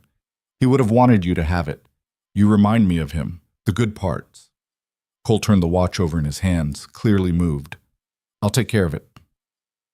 They spent the day quietly, just the two of them. The hands had gone to town for celebrations, leaving the ranch peaceful and still. Cole cooked dinner, much improved from his early attempts, and they ate by the fire. That night, lying in bed with Cole's hand resting on her belly, Evelyn felt a contentment she'd never expected to find. The baby kicked, and Cole smiled. "Think it's a boy or girl?" "I don't care, as long as they're healthy." "Me neither." He paused. "But I hope they have your stubbornness. They'll need it. And your steadiness. That matters too." They fell asleep like that, tangled together, the baby moving between them, a family already, even if they hadn't met all the members yet. The baby came on a frigid night in early January. Evelyn's water broke just after midnight, and the contractions started soon after, hard and relentless, taking her breath away. Cole sent Charlie riding for the doctor and Martha, though in this weather it would take time for them to arrive. In the meantime, he stayed with Evelyn, holding her hand, trying not to show how terrified he was. "It's too early," she gasped between contractions. "They might not get here in time." "Then we'll manage ourselves." Cole's voice was steady, even though his hands shook. "We've handled worse." "Burning barns aren't the same as childbirth." "No, but the principle's the same. We do what needs doing, and we don't give up." Martha arrived first, hauling herself up the stairs with the efficiency of long practice. She took one look at Evelyn and started barking orders at Cole. "Boil water, get clean linens, then stay out of the way unless I call you." The doctor arrived an hour later, by which point Evelyn was too deep in pain to care about modesty or dignity. She just wanted it to be over. "You're doing fine," Martha kept saying. "Just breathe, you've got this." But it didn't feel fine. It felt like being ripped apart from the inside. Evelyn screamed and swore and gripped the sheet so hard her knuckles went white. Somewhere in the haze of pain she heard Cole's voice. He'd come back despite Martha's orders, was holding her hand, talking to her in that steady, calm way he had. "You're the strongest person I know. You can do this. Just a little more." "I can't." "Yes, you can. You ran into a burning barn. You survived losing everything. You built a life from nothing. This is just one more hard thing, and you'll get through it." His certainty gave her something to hold on to. She bore down when the doctor told her to, pushed until her muscles screamed in protest, and finally heard the thin wail of a newborn. "It's a girl," the doctor announced. Evelyn collapsed back against the pillows, exhausted and shaking. A girl. They had a daughter. Martha cleaned the baby and wrapped her in soft blankets before placing her in Evelyn's arms. She was tiny and red-faced and perfect, with a dusting of dark hair and eyes that would probably be brown like Cole's. "Hello," Evelyn whispered, tears streaming down her face. "We've been waiting for you." Cole stood beside the bed, staring at his daughter with an expression of such overwhelming love that it made Evelyn's chest ache. He reached out carefully, touching the baby's tiny hand with one finger. She grasped it immediately, her whole fist barely wrapping around his fingertip. "She's perfect," he said hoarsely. "You're both perfect." "We did it. You did it. I just stood there being useless." "You weren't useless." Evelyn looked up at him. "You were exactly what I needed." They named her Sarah, after Evelyn's mother. Sarah Barrett, born January 9th, 1883, weighing 6 pounds and screaming loud enough to wake the dead. The ranch hands were delighted.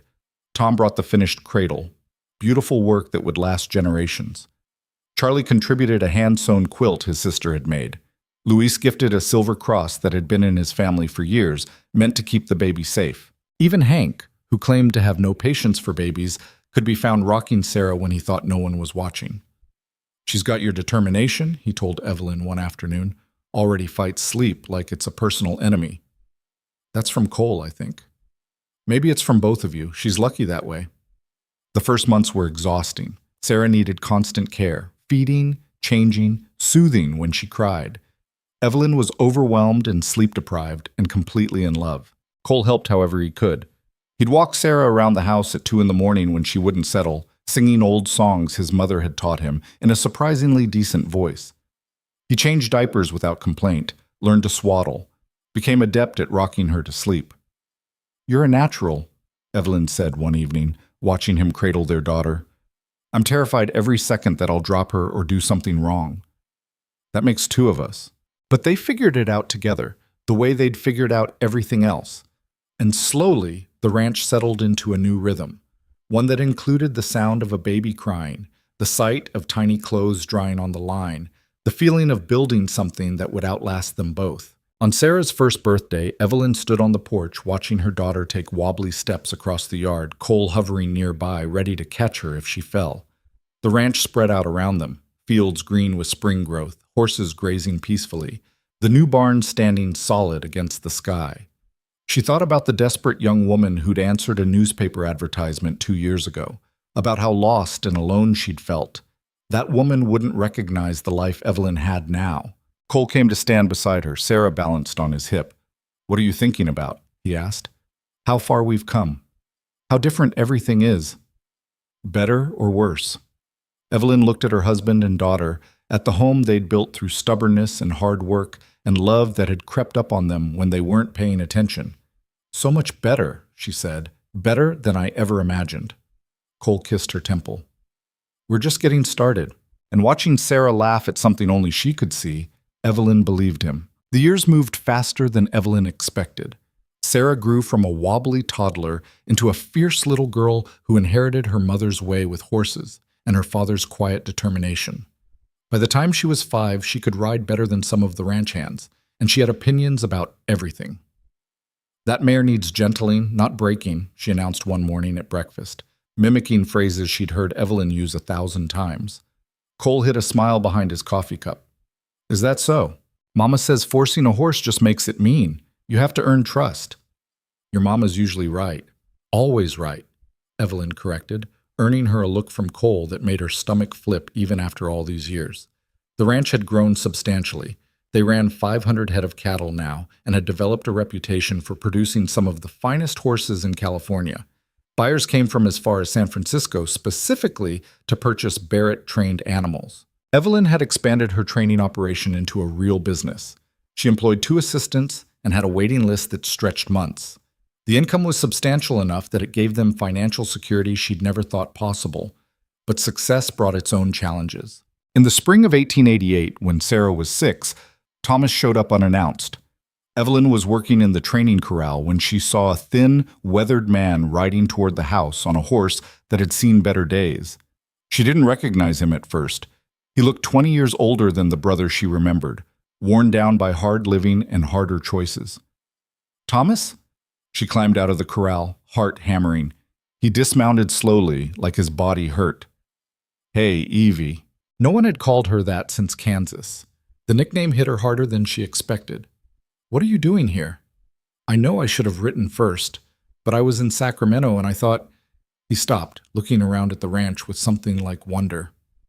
You really built something. Evelyn didn't know what to feel. She'd forgiven him on paper, in letters exchanged over the years, but having him here in person was different. All the old anger and hurt threatened to surface. Why are you really here? She asked. Thomas looked down at his boots. I'm dying, Evie. Lungs are shot from working in bad mines. Doctor says I've got maybe a year, probably less. He met her eyes. I wanted to see you before I ran out of time, wanted to meet your family, and I wanted to say I'm sorry to your face, not just in a letter. Evelyn felt like she'd been punched. Thomas, I know it's a lot to ask. If you want me to leave, I will. But I had to try. She stood there wrestling with herself. Part of her wanted to send him away, to protect the life she'd built from the pain he represented.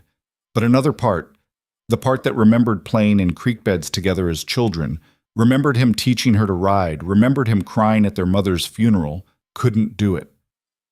Come inside, she said finally. Meet your niece. Have some coffee. We'll figure out the rest after. Thomas's eyes went shiny. Thank you. Cole was cautious when Evelyn introduced them.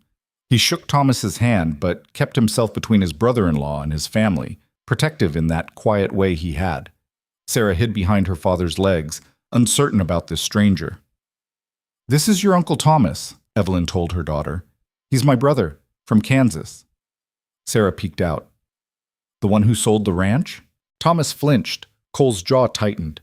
But Evelyn had always been honest with Sarah about where she came from, and that meant not hiding the hard parts. Yes, Evelyn said. That one.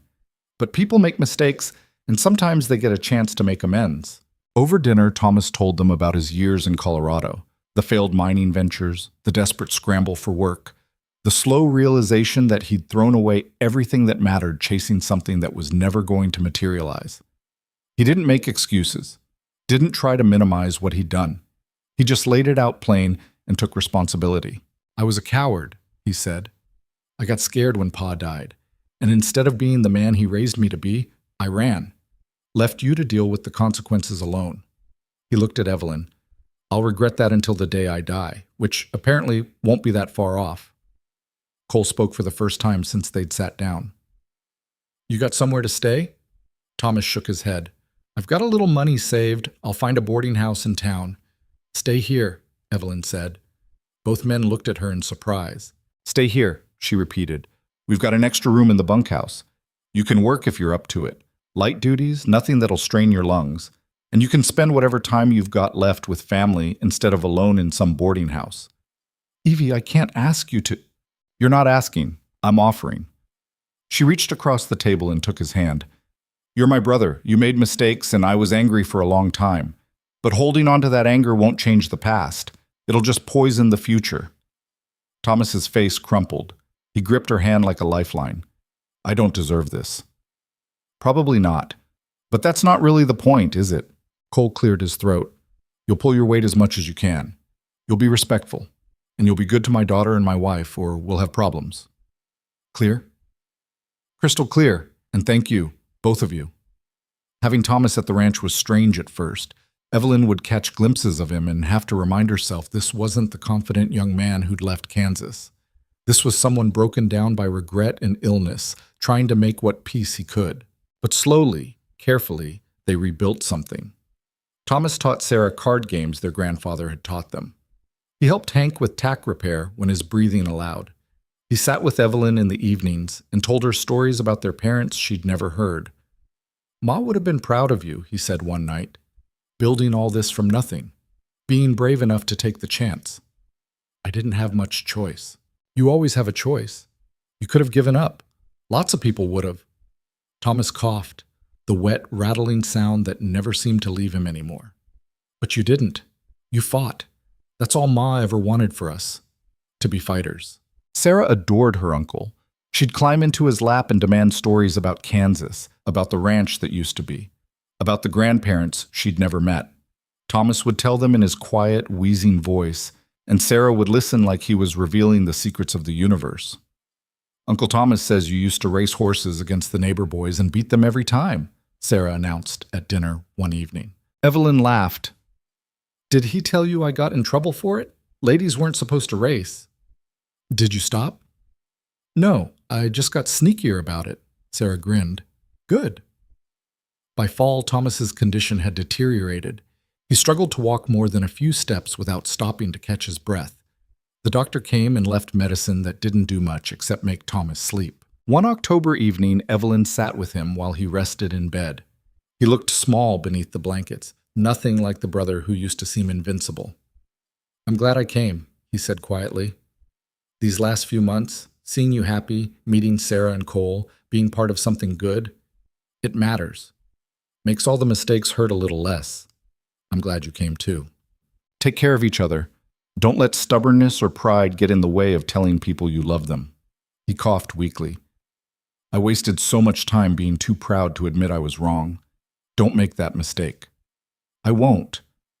Thomas died in his sleep 3 weeks later. They buried him on a hill overlooking the ranch, near where they'd eventually put their own markers. Sarah picked wildflowers and put them on the grave, and Evelyn cried more than she expected to.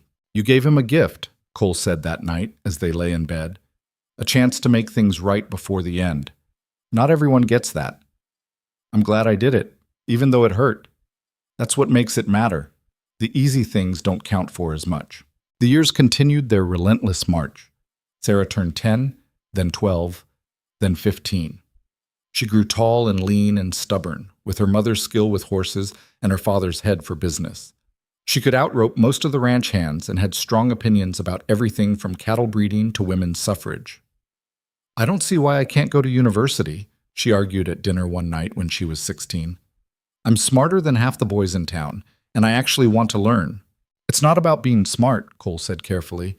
It's about whether they'll accept women. Most universities won't. Then I'll find one that will. There are schools back east that take female students. Evelyn met Cole's eyes across the table. They'd known this day would come. Sarah was too bright, too ambitious to be satisfied with ranch life alone. We'll look into it, Evelyn said. But you need to understand it won't be easy. You'll face people who think you don't belong, who'll make it harder just because you're a woman. Like you did when you started training horses professionally? Exactly like that. Sarah lifted her chin. Then I'll handle it the way you did, by being better than everyone else. She applied to 3 colleges and was accepted to one, a small but respected institution in Massachusetts that had begun admitting women a decade earlier. The tuition was steep, but the ranch was profitable enough to manage it. The day they put Sarah on the train east was one of the hardest of Evelyn's life. She'd raised this fierce, brilliant girl, and now she had to let her go out into a world that wouldn't always be kind. You'll write? Evelyn asked for the third time. Every week, I promise. And you'll eat properly and sleep and not work yourself into the ground? Sarah smiled. I learned from the best. I know how to take care of myself. Cole pulled his daughter into a hug. Make us proud. Not that you could do anything else. I'll try. They watched the train disappear into the distance, and Evelyn felt a peculiar hollow ache. The house would be quieter without Sarah's energy filling it. She'll be fine, Cole said, wrapping an arm around Evelyn's waist. I know. Doesn't make it easier. No, but we raised her right. Now we have to trust that it's enough. With Sarah gone, Evelyn threw herself into work. She expanded the training operation further, brought on more assistants, started experimenting with new techniques. The ranch thrived under their joint management, Cole handling the cattle and business side, Evelyn managing the horses and training. They'd become partners in the truest sense, each bringing strengths that complemented the other. When Cole struggled with a difficult decision, Evelyn helped him think it through. When Evelyn doubted herself, Cole reminded her of everything she'd already accomplished. They fought sometimes. Both were too stubborn not to clash occasionally. But they'd learned to fight fair, to listen even when they disagreed, to remember that they were on the same side. You're the most frustrating woman I've ever met, Cole said one evening after an argument about whether to buy more land. And you're too cautious sometimes. We need to take calculated risks if we want to keep growing. I know, you're right, He ran a hand through his hair, graying now at the temples. I remember what it was like almost losing this place. I don't want to risk everything we've built. Evelyn crossed to him, taking his face in her hands. We're not the desperate people we were when we started. We're strong. We're smart. We've survived fire and outlaws and every challenge the frontier threw at us. We can handle this. He leaned into her touch. When did you become the brave one? I've always been brave. You just made me braver. They bought the land. It was a good investment that paid off within 3 years. Sarah came home during summers, full of stories about her studies and the world beyond California. She talked about suffrage rallies she'd attended, about professors who challenged her thinking, about friends from all over the country with ideas and dreams that matched her own ambition. I'm thinking about law school, she announced during the summer of her junior year. There are women lawyers now, not many, but some. I want to be one of them. Cole and Evelyn exchanged looks. Law school meant more years, more money, more time away, but it also meant their daughter was chasing something meaningful. Then you should do it, Evelyn said. Sarah's eyes widened. Really? Just like that? Just like that. Your father and I didn't build this ranch just to hoard money. We built it to give you opportunities we never had. Use them. Sarah did. She graduated with honors, was accepted to one of the few law schools that admitted women, and threw herself into her studies with the same determination she'd applied to everything else in her life. Meanwhile, the ranch hands who'd been young men when Evelyn first arrived were aging. Tom had married his sweetheart from town and moved into Sacramento to help run her father's expanded mercantile business. Charlie's knees finally gave out after 30 years of hard riding, and he retired to a small farm nearby. Luis returned to Mexico to care for his aging mother. New hands came and went, but none stayed as long as the original crew. Times were changing, the frontier was closing. California was becoming more civilized, more settled. The wild, hard days Evelyn remembered were fading into memory. Hank lasted the longest. He worked into his 70s, refusing to slow down until his body simply wouldn't cooperate anymore. When he finally admitted he couldn't continue, Cole built him a small house on the property and told him it was his for life. You've been more than a foreman, Cole said. You've been a friend. This ranch wouldn't exist without you. Hank gripped his hand. It's been a good run. And watching you two build something this solid, that mattered, that meant something. He died peacefully in his sleep 2 years later. They buried him next to Thomas, and half the county showed up to pay respects to a man who'd been fair and honest and kind, in a world that didn't always value those qualities. As Evelyn and Cole entered their 50s, they started thinking about the future in different terms. Sarah was established in her law practice in San Francisco, fighting cases for workers' rights and women's suffrage. She visited when she could, but her life was in the city now. Do you think she'll ever take over the ranch? Cole asked one evening. Evelyn looked out over the land they'd spent decades building. I don't think so. Her calling is elsewhere. Then what happens to all this when we're gone? It was a fair question. They'd built something substantial, something that could last generations.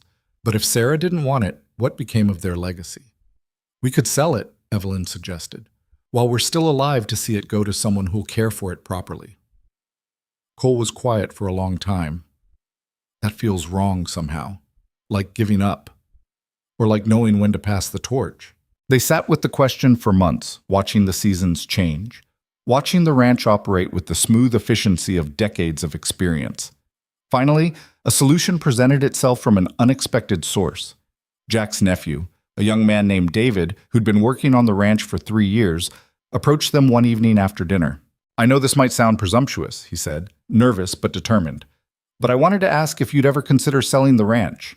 Not to strangers, to me." Cole and Evelyn exchanged surprised looks. "I've saved my wages," David continued, "and I've been working with a bank in Sacramento about a loan. I could make a fair offer, and I'd run it the way you taught me, treating the land right, breeding quality horses, building something that lasts." He paused. "I know I'm young, but I love this place, and I'd take care of it." Cole studied the young man.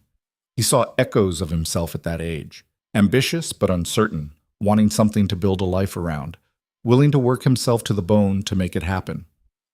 "Let us think about it," Cole said. That night, lying in bed, they discussed it seriously for the first time. "He reminds me of you," Evelyn said, "when you were young and determined to save this place. He's got good instincts, works hard. The men respect him, and he loves the land. You can see it in how he talks about it." Cole rolled onto his side to face her. "Are you ready to let go?" Evelyn considered. They were 56 and 54 respectively. Still healthy, still capable, but the work was getting harder. Her back ached more than it used to. Cole's old rib injury from that fall years ago still bothered him in cold weather.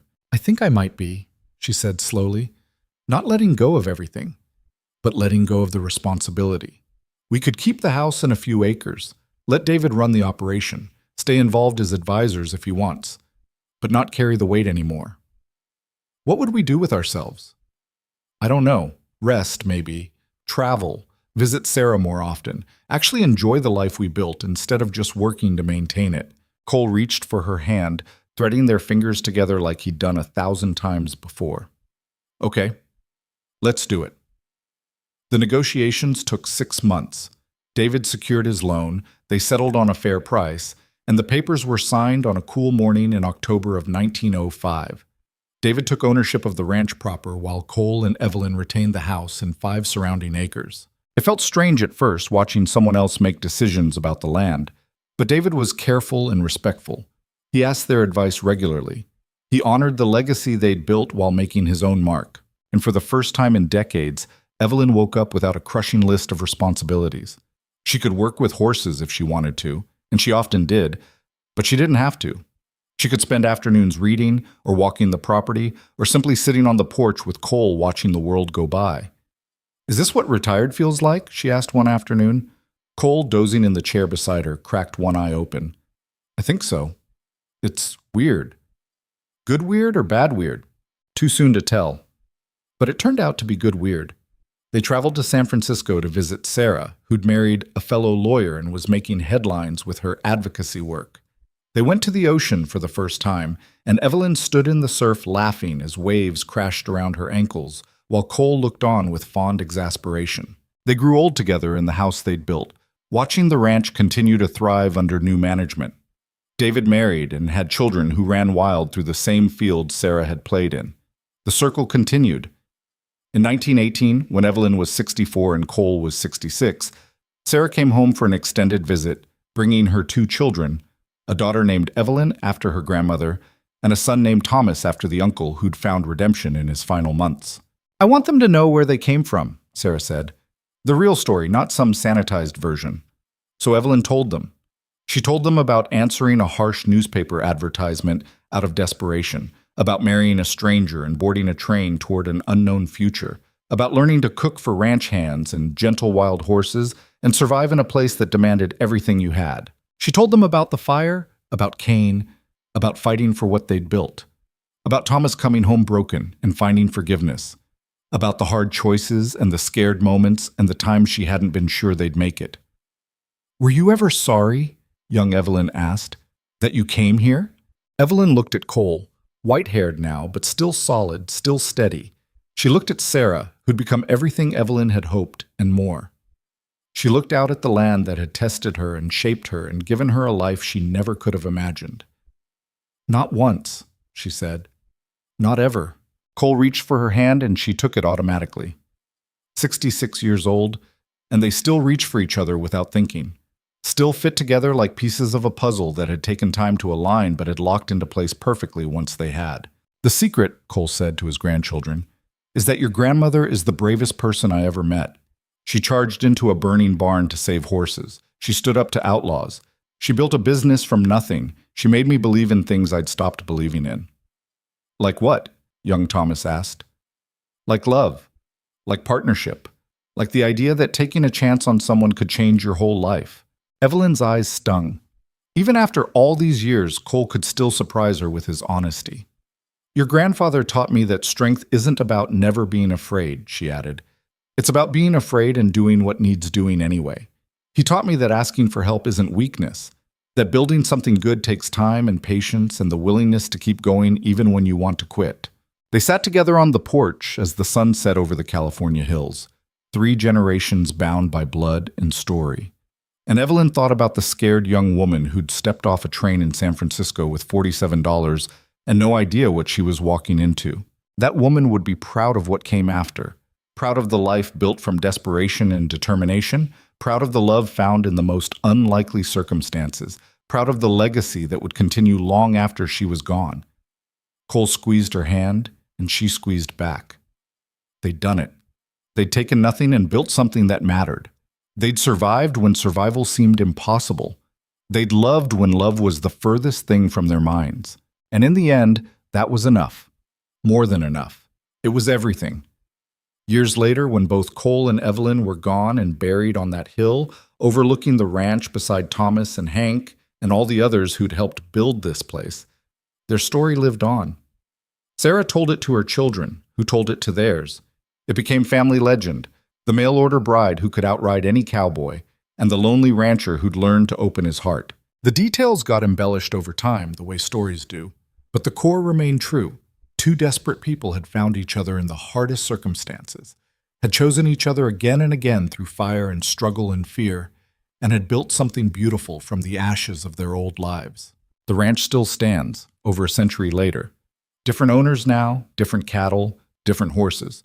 But the barn Evelyn saved still shelters animals. The house she turned into a home still provides warmth. The land they fought for still produces life.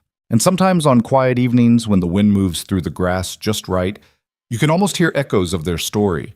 The clang of a dinner bell calling ranch hands to a meal cooked by capable hands. The sound of horses being gentled with patience instead of force. The low murmur of 2 people who'd learned that the best kind of love isn't the passionate, immediate kind. It's the kind that builds slowly over years of shared work and mutual respect. The kind that survives fire and loss and fear because it's rooted in something deeper than romance. The kind that says, "I chose you when I had nothing else, and I keep choosing you now that I have everything." That's the legacy Evelyn and Cole left behind. Not just a ranch, not just a successful business, but proof that taking a chance on another person, really taking that leap into the unknown, can transform 2 broken lives into something whole. Sometimes the bravest thing you can do is answer an advertisement from a stranger. Board a train toward uncertainty. Trust that the terrifying choice might be the right one. And sometimes, if you're very lucky, you'll find that the stranger becomes family. The uncertainty becomes home. The terrifying choice becomes the best decision you ever made. That's what Evelyn discovered. That's what she and Cole built together, one hard day at a time. And their story, rough and real and imperfect and true, proved that happy endings don't have to be easy to be worth it. They just have to be earned.